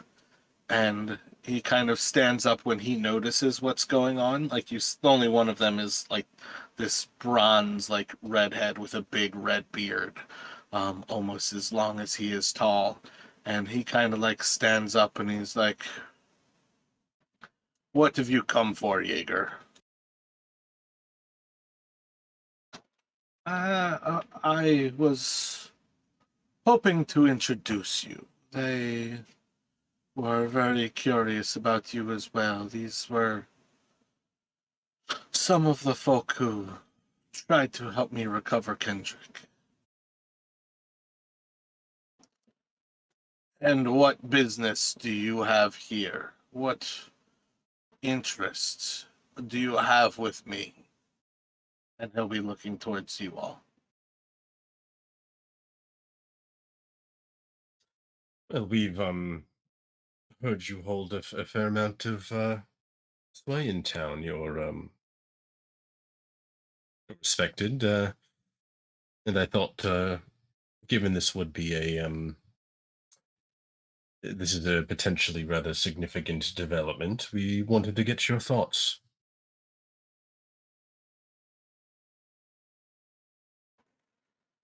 My thoughts. All of us is no leader.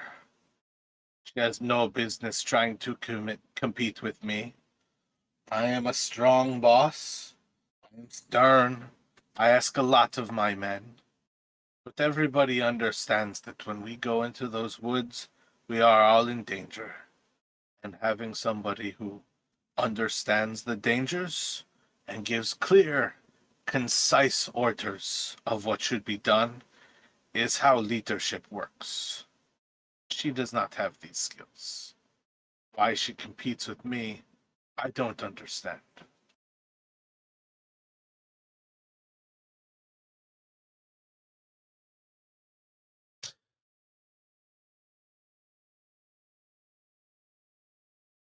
And so, what do you think? Would you have suggested such a deal, or would you have taken the fight to these creatures, as it were? All of my friends know that there is very little I would not give to try to help them. Do I know that that was the best of choices? No, I don't. I wasn't there. And we can increase the mead that we make. We will have to age it less or raise more hives. It will not be difficult for us to increase the size of the mead hall again to raise more bees. We can do it. To make some, to pay, it will hurt us for a year or two. After some time, it will certainly be a good decision. If they stand up to their word and work for us, it might have been a great decision.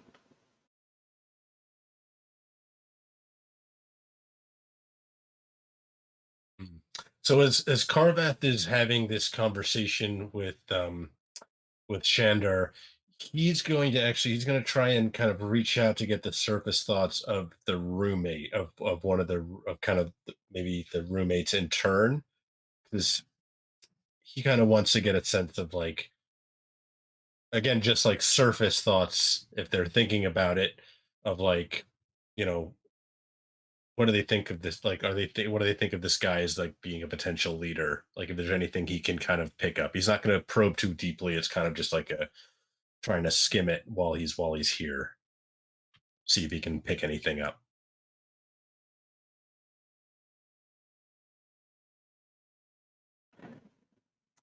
Yeah, I think you're going to pick up um kind of very, maybe not like fanboy kind of things, but definitely somebody who respects um somebody who, like, at present is much more of an equal. Um but I think it's kind of the type of thing where Shandar is a intelligent, giving leader. We are in good hands if he can win. But it's somebody who's confident, like they like what they're hearing. They I think it would like kind of back up that he is like a giving leader. But he's also like he's that stern, strong boss that you respect for the growth, but when you're actually working for him, like when you're actually working that day, it sucks. Okay, right. Yeah, so well, Luther's mostly just listening, right? Or is just listening. But he's doing the same thing in terms of like he's trying to listen for or see any signs of sort of deception um, or hesitation. But you know, I don't want to just sit here silently, but actually Luther is just sitting there silently observing. Roll an insight check.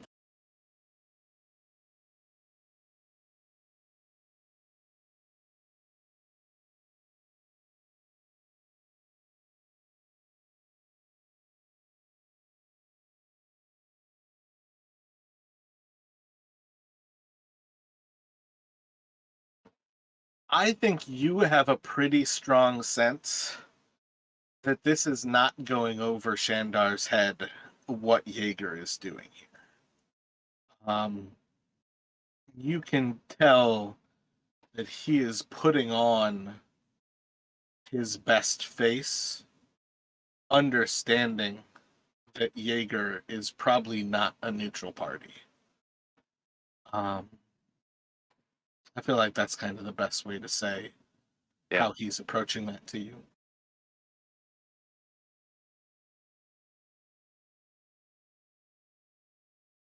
Yeah, so essentially a politician in front of the cameras type of thing.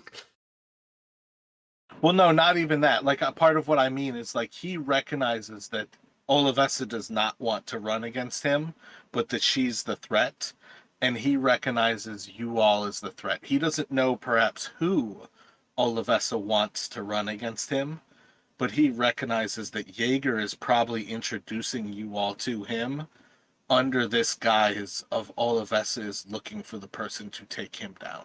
That's really what I mean. Okay, got it.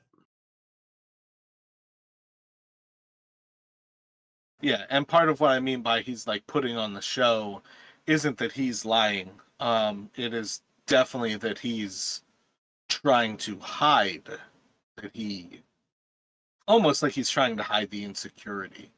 And I guess that's part of what you would pick up with that 18 is that idea that he understands Olivessa is a threat to him. Her family has a lot of clout because pretty much everybody who lives here has some distant relation to her family as effectively one of the founding families. I feel like Goodmead is founded by Chaltons, and there's one other region that I don't have on hand in my notes here.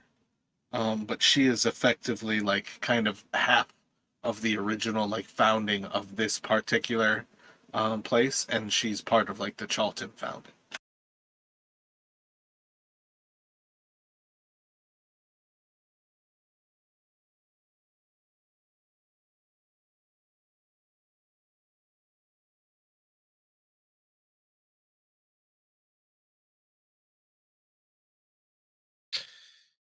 Well, you're certainly well known for taking good care of your men. I suppose perhaps some might worry whether you'll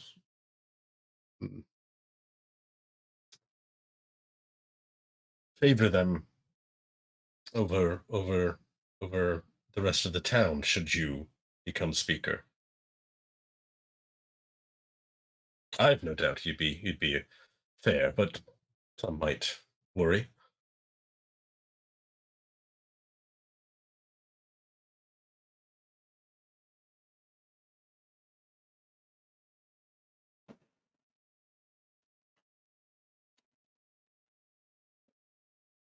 I would most certainly take care of my men, but in the same fashion as anyone who was a good leader, we require wood for just as many things as we require other things.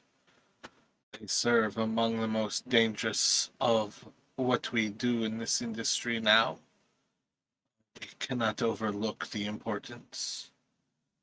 I think it only makes sense that I would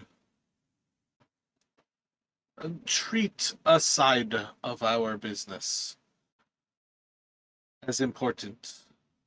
It is treated with perhaps too little respect.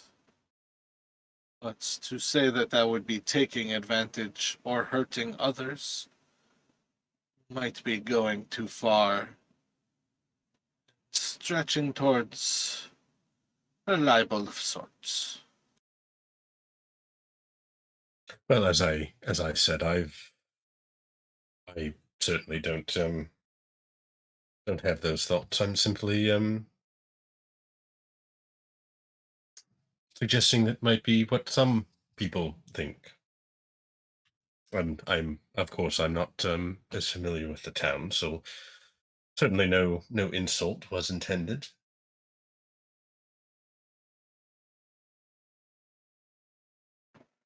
That's right. You are not familiar with the town because you are not from this small town. You do not know the way that we live. You have not lived here with us.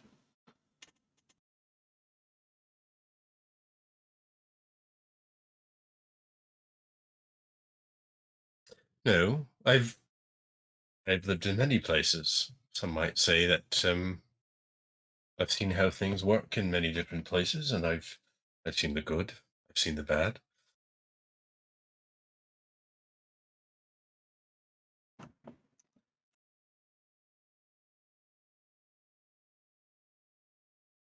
Let me have both of you roll insights here.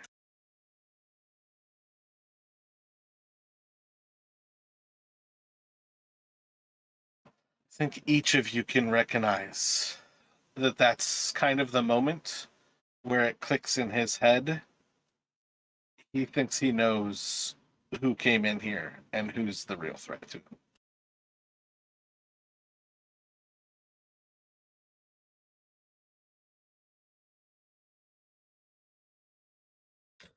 Well, Carvethel kind of like sensing this. I think perhaps we've taken up enough of your time this evening.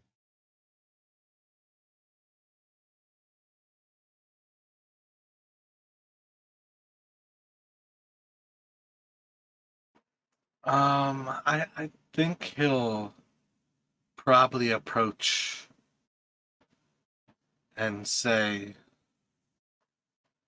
as he kind of like reaches out his hand to shake you goodbye. It's like, where are my manners? I forgot to offer you a drink. But alas, it's too late. Perhaps the next time you come to Goodmead, we might be able to enjoy one celebrating my victory. Perhaps we will. And he'll kind of give kind of like a small, almost kind of like not condescending, but not, you know, yeah, I guess kind of like a little condescending nod at that kind of like. Yeah, I think both of you at that point understand, like, that's like a little mini, kind of like fluffing your feathers to show, like peacocking almost. Yeah, Yeah. yeah.